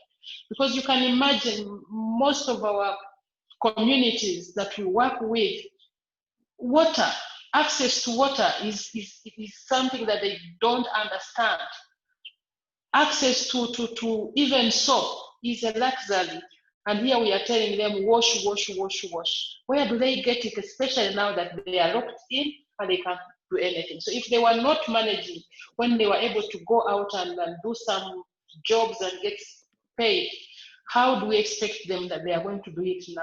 And everybody's locked in their homes, so most people must be suffering out there. And the question is, who cares? And therefore, how can they continue with that social distancing? And therefore, if we are not careful, and if we don't have things being done now, we are probably going to see people getting out and fighting this kind of system, even when we know that this is the system that should be taking us where we need to go, especially in areas where our health systems are, are in a state that they cannot even manage 50, 60 numbers. Over. Thanks, Lilian. Gregg, and then I think Nandita. So, in HIV, we like to call it the enabling environment that allows us to do HIV treatment and prevention. But let's be serious. As Lilian said, social distancing isn't for the poor. And a lot of people are going to be more poor over the next few months and years because unemployment is skyrocketing all over the place. We're heading towards sort of, we already have surpassed levels in the United States of unemployment that we haven't seen even in the Great Depression, right? So we love to say I'm an HIV activist, or I'm a TB activist, I'm a malaria activist, I'm a LGBT activist, I'm a women's activist. At this point, you know, our decision to keep people poor, to keep people in informal settlements, when we have enough wealth around the world to give people housing and educate, we need to link up with other social movements, because people's vulnerability here is about economic and social policy that we always think of as something else for HIV or TB activists to think about. But right now, it's right at the heart of this, as Lilian said. I'm not sure if Nandita, yeah? Yeah, thanks, Solange. And I just wanted to say something about two things. One about containment. I think Francois brought this up, that in some sense, I think the African region right now, early stage of the epidemic, and there's still time to control it. I think we could look at what happened in Europe, what happened in the United States in particular, and learn what not to do as well as what to do.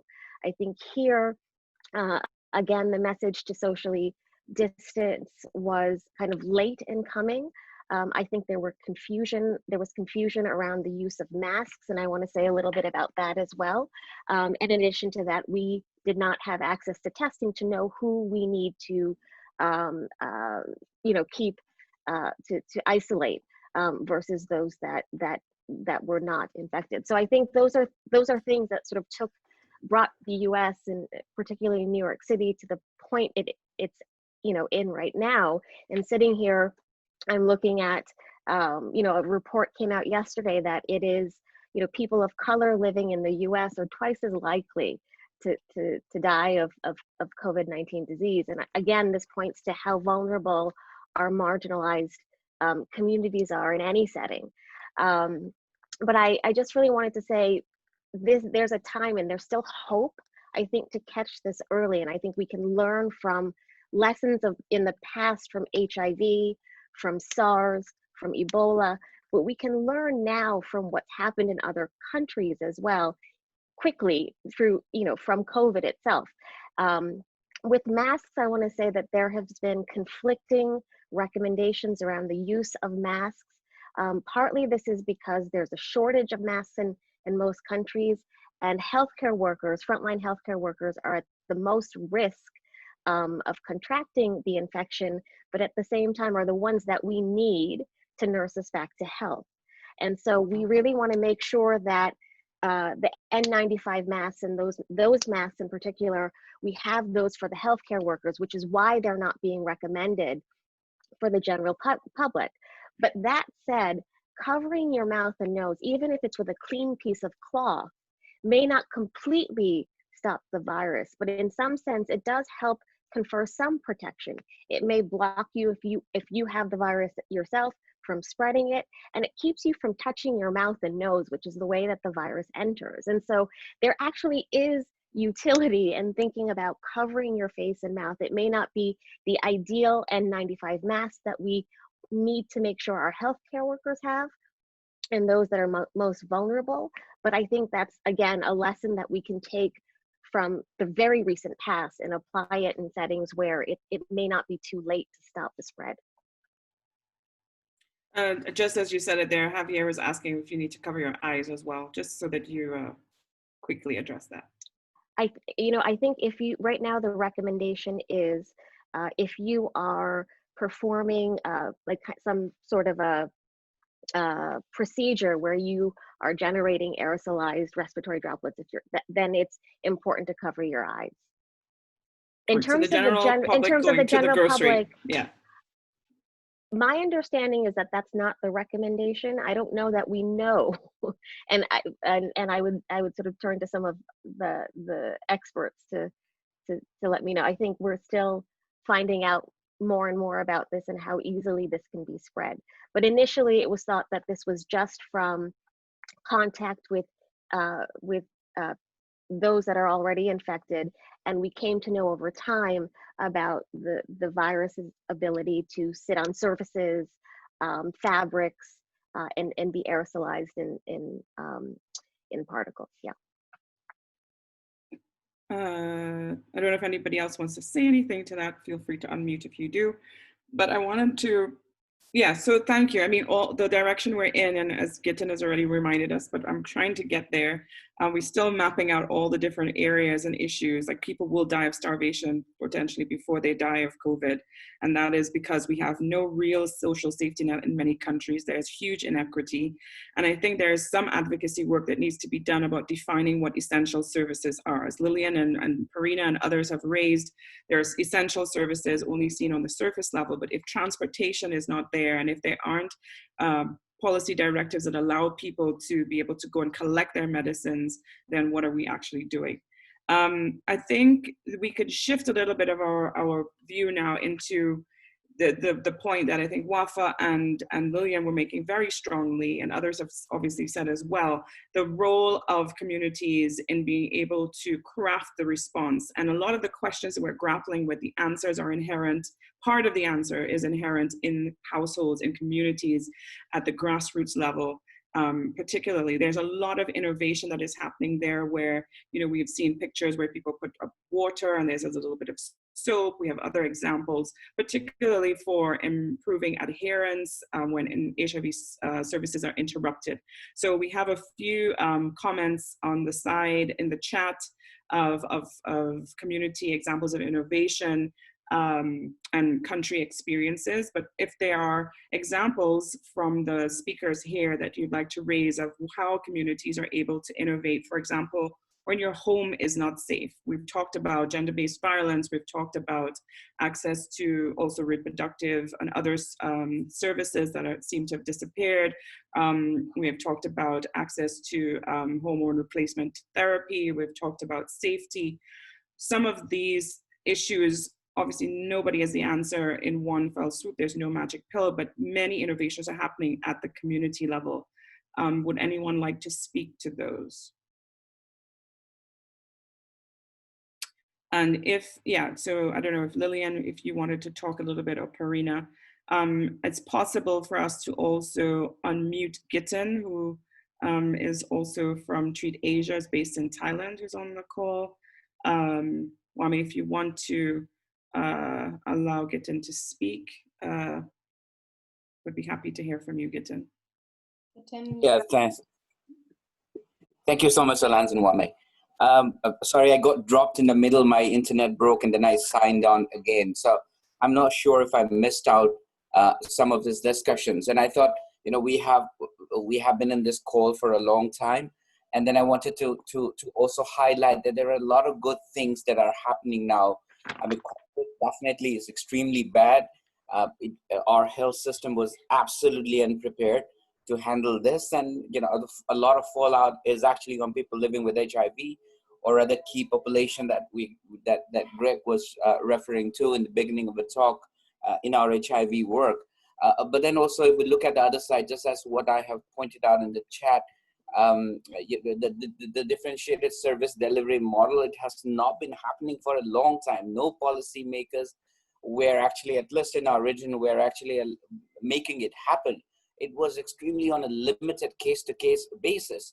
But now they are coming forward. You have seen our own colleagues, I'm not sure if Loon is online now, but they are doing it in Nepal, they are doing it in other places, Cambodia, they're doing it. So there's this great uptake of this thing that we have been pushing for from the policymaker side also. The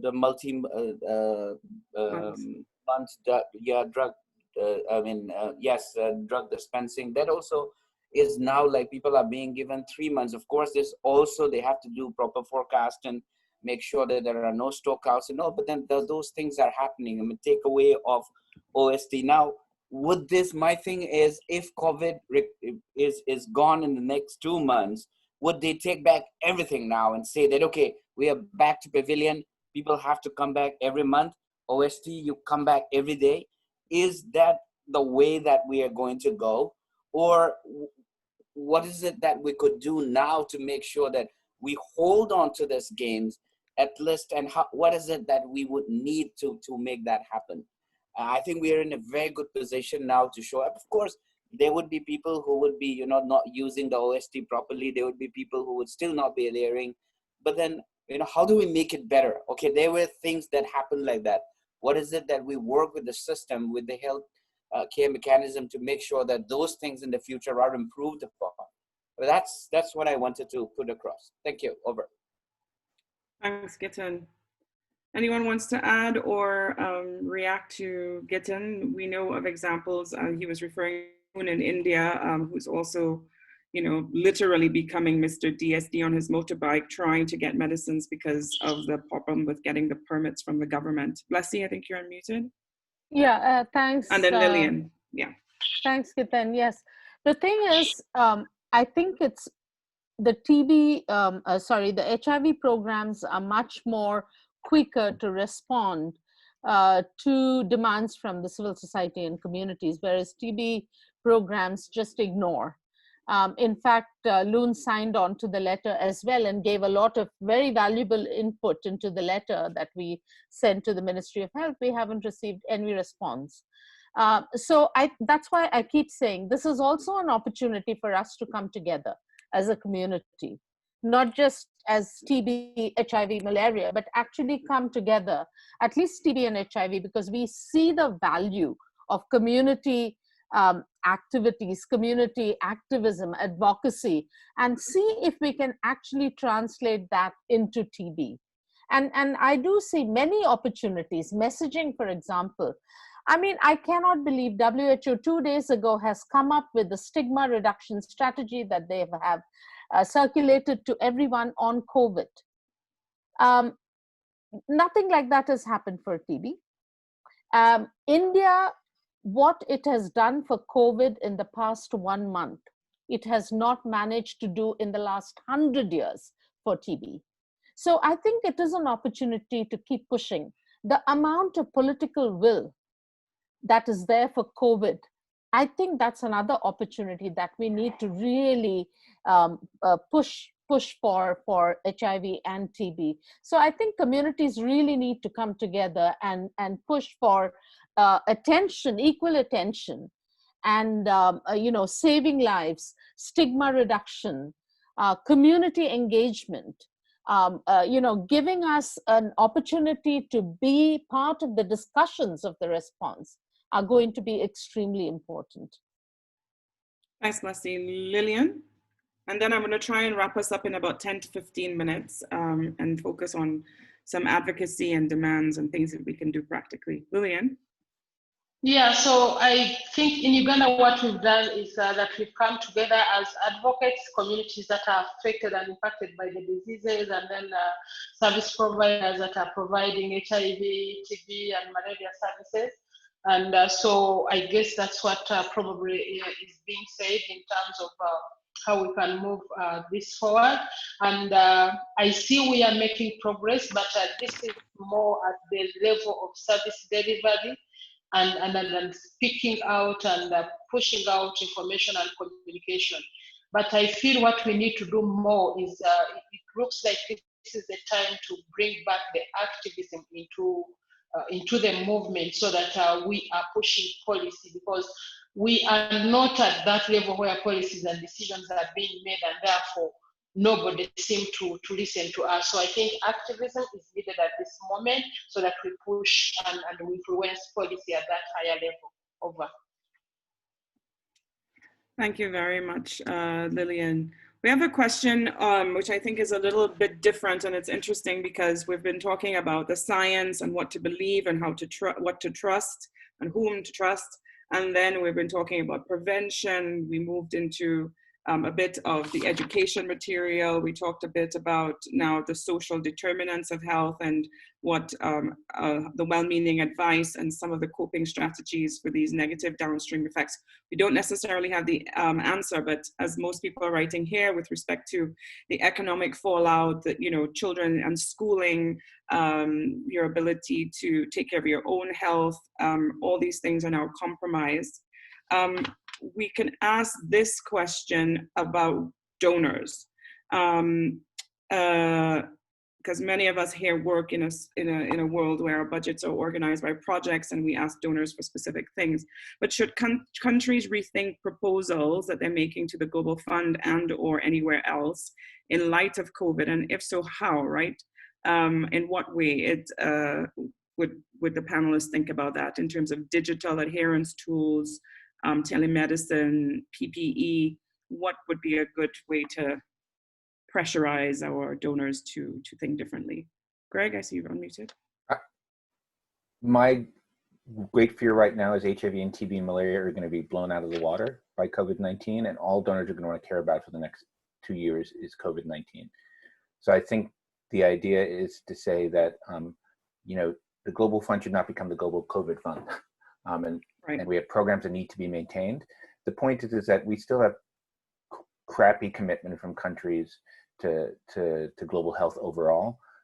And the Abuja commitments we can go through, like, so we need a greater investment in global health overall. And as we're hearing from this call, our experience in HIV and TB are critically important to thinking about how to deal with this new pandemic. You know, Francois said, like, the people on the sort of the front line right now are HIV people. It's not a shock.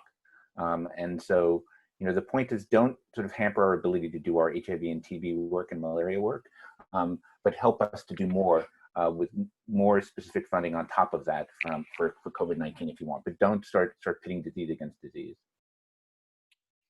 Fully agree. I don't know, Wafa, if you want to say anything to that, or maybe you've lost Wafa. Anybody else wants to speak to this question? Yes, it is true that the Global Fund has allocated a certain amount of their funding towards COVID, but I don't think, I think the bigger point is what Greg said in his last comment, which is not pitting one disease against the other, and really ensuring that we retain or protect the gains that we've made in HIV, TB, and malaria. And that is only going to happen if we band together as one group of activists for people, as many people have said. I would like to draw your attention to many of the questions that Gus is also answering here. We also have Simon Collins writing some answers. We have other resources in terms of AIDS map, but we will be summarizing what is in the chat and trying to make sure that our resource page in the ITPC slides from this webinar are also updated. I would like to just ask you if you have any more final last questions, please put them in here. And I think it'll be really wrong if I don't ask this very basic question. Are people living with HIV at a higher risk of getting COVID-19? It's been asked in several different forms, and I think we just need to finish answering that question. Maybe Nandita and Gregg, but then also from others. So my understanding is that at this point, for those that are on treatment and doing well on treatment, there's no higher risk of more severe disease or mortality in people living with HIV. Now, again, this is coming from limited information based on the fact that we haven't had that much experience. But at the moment, I think there was one case report from China and a few from Europe that reported that, again, it's important to be on treatment, to take care of yourself, to stay healthy. But if you have if you are sort of, your immune system is strong, there's no additional risk as far as I know. Excellent, thanks. I mean, I think that's the answer. I don't know if Greg, you wanted to add anything? No, that's the answer. Yes, okay.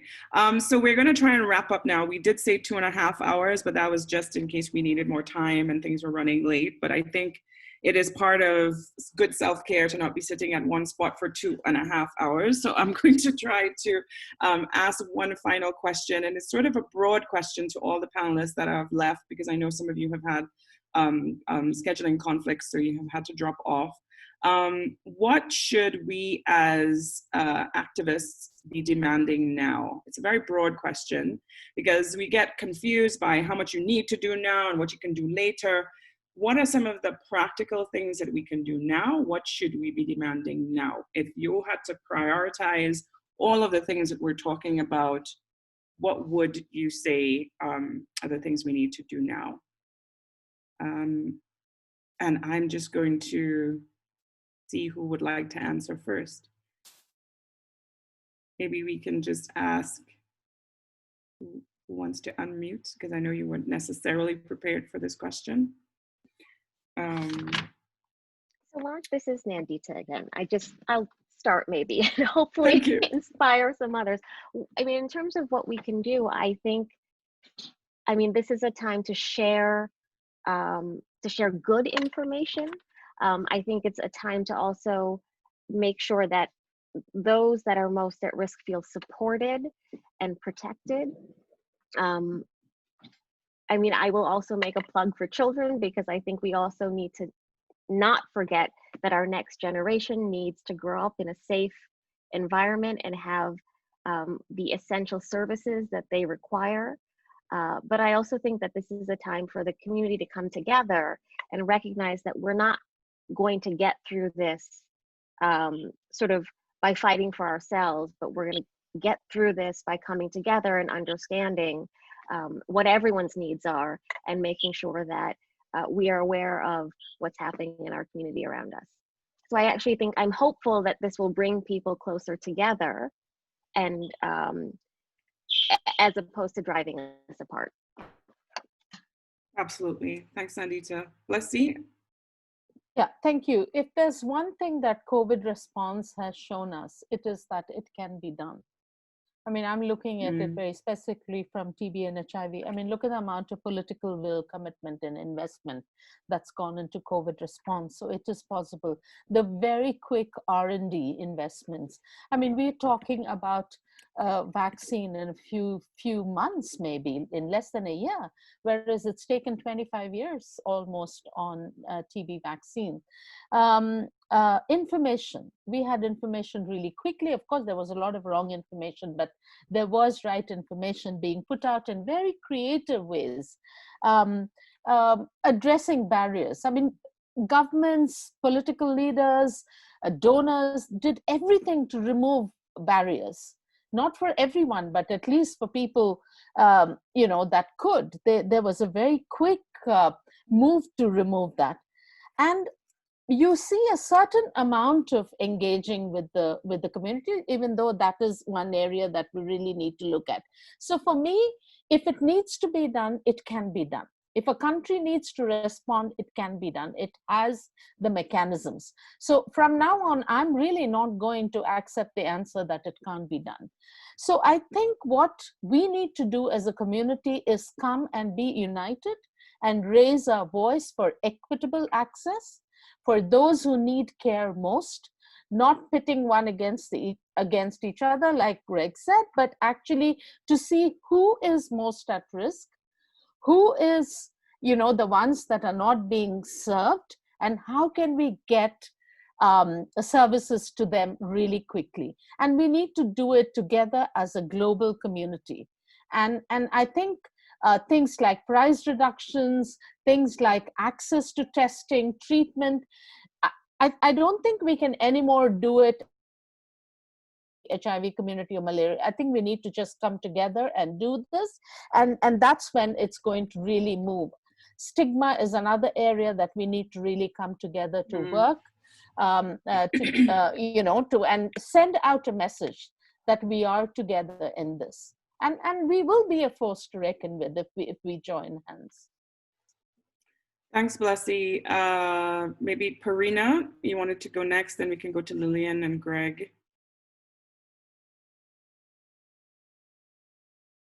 Parina, Few things.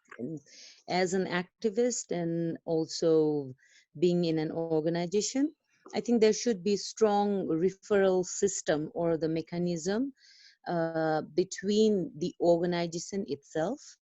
And also we have to come up with some strong and clear information where we can, you know, build a strong support system for the, you know, support. If they're getting any kind of support from government, it should be very clear, should be very easily accessible. And if it's the support from any donors or the organization, that should be there, you know. And also from civil society, we should come together and work on policies, especially related to stigma and discrimination. And also, if I have to talk about HIV or TB, I would like to focus on still we can maintain, we can be in retention, and this viral load thing.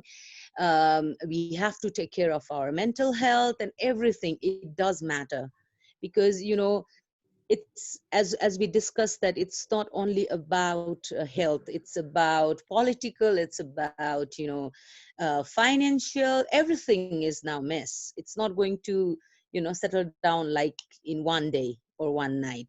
So I guess we need to come up with such information for the community that at least we can hope for the best, but at the same time, we need to take care of ourselves as well. Thank you. Thank you, Parina. Yeah, Lilian, you can go ahead if you want already. Yeah, I think in the immediate, we need to advocate for increased investment in social services and healthcare. And I think this is the time for us to continuously and probably use this opportunity to push for increased domestic financing, especially for countries that are not putting resources to that to health. But also, I think one of the key things that for me, I think we need to advocate for moving forward is that this pandemic has shown us that has clearly actually spoken on our behalf for what we have talked about for all this time, that our healthcare system is bad, and this has really shown it. And I think especially in the regions where we are coming from, one of the key things that probably we need to use this as a foundation for telling our governments that now that, for example, even our government people cannot travel abroad for treatment, maybe this is the time when they listen to us that we can make this strong call that we need to invest in our healthcare so that it is responsive for all of us. But my last point, I think, that I want us to advocate for is that it is seemingly that this is a country by country response. So we need to really push for global leadership. We need to see leaders speaking as one, with the response that is going to take us where we want to go. Because countries are coming up with mechanisms, with strategies, with guidance, but how can we make sure that this is not a country by country approach to the response, but there's global leadership that can give us the global response that we need for everybody. Over. Thanks, Lilian. Gregg, and then. So one is to people on the call from Europe and the United States, Canada, Australia, New Zealand. We're going to be spending an enormous amount of money in the United States to keep our economy from collapsing and to pay for the response here. We need to be able to sort of tell our governments that it's not enough to just worry about the home front, but to deal with the rest of the globe. The other thing I'm thinking about is that I love this call and hearing what's going on. In the old days, and now I'm dating myself, but at the beginning of ITPC, we used to have a list where we were sharing information all the time. I'm looking at the check going, oh, I didn't know that, I didn't know that, I didn't know that. And maybe ITPC could set up a Slack channel or some way for us to get data in real time from each other, so that if we hear about a TB stockout of drugs somewhere, if we hear about something happening in Kampala, that we could get information to each other quickly and mobilize, as Lilian says, across the globe in a way that we used to be able to do in a much more nimble way when we were just depending on the old ITPC list. But maybe there's a Slack channel or a new ITPC list that we can sort of give ourselves the ability. We have the list of the people from this call. We can enter them on it, keep entering. I don't know. I feel cut off actually from other people, because everything is happening in New Haven, that's happening in Connecticut, that's happening in the United States. I'm being bombarded by information from the home front, but I know nothing about what's happening around the world. Yeah, thanks, Greg. And you know, we can look into what I think what you're speaking to is a global platform, and we can look and see which ones exist and how to best patch things together. Because I think people, probably everybody on this call is on 20 million WhatsApp groups where there's a ton of people talking all day, and you miss 1 hour, and it's like 189 messages you've missed. So figuring out how to communicate on a global level, I think, is what you're pointing to, and it's very much critical. So I'm going to try and wrap us up now and within the next 3 minutes. There are a couple of things we did not go into at all. I think we didn't go deeply enough into community innovations. We did not talk enough about harm reduction strategies and how to protect vulnerable populations and about safety and violence. But we touched on it broadly in terms of a social safety net. And also for key populations within HIV. There's a whole segment in terms of access to medicines, and especially the question around, you know, how prepared are we for a vaccine if it's developed, you know, to whom will it be rolled out to, when and how.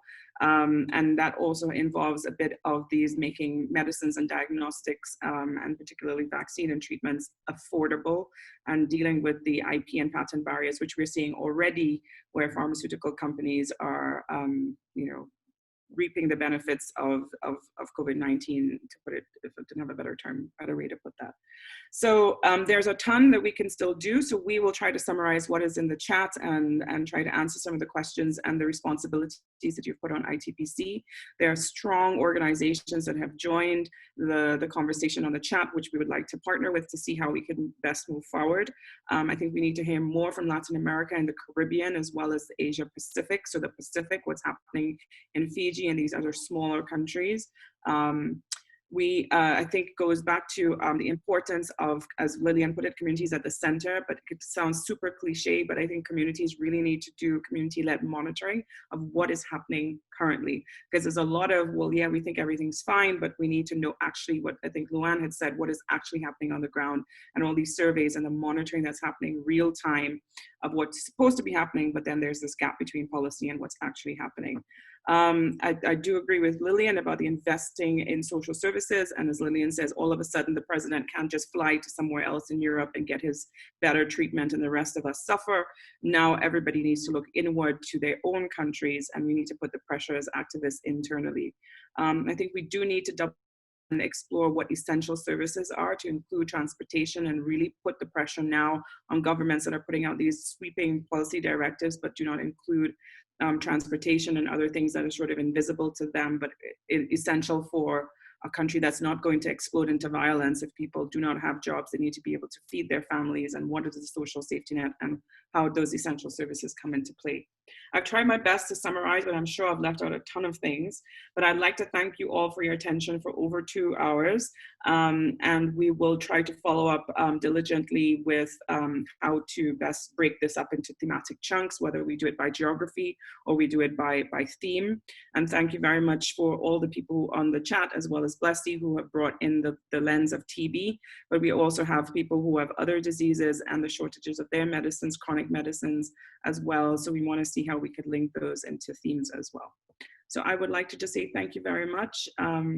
And we'll try to follow up. There will be the web archive of this video as the recording, and then we'll have the slides and as many of resources as possible we'll try to include. Thank you very much for your collaboration, support, your voice. Over and out. Don't forget to wash your hands for 20 seconds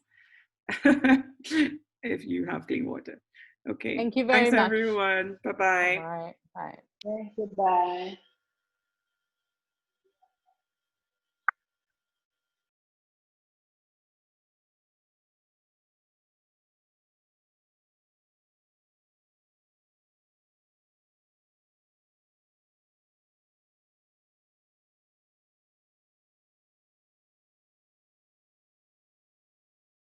Wow.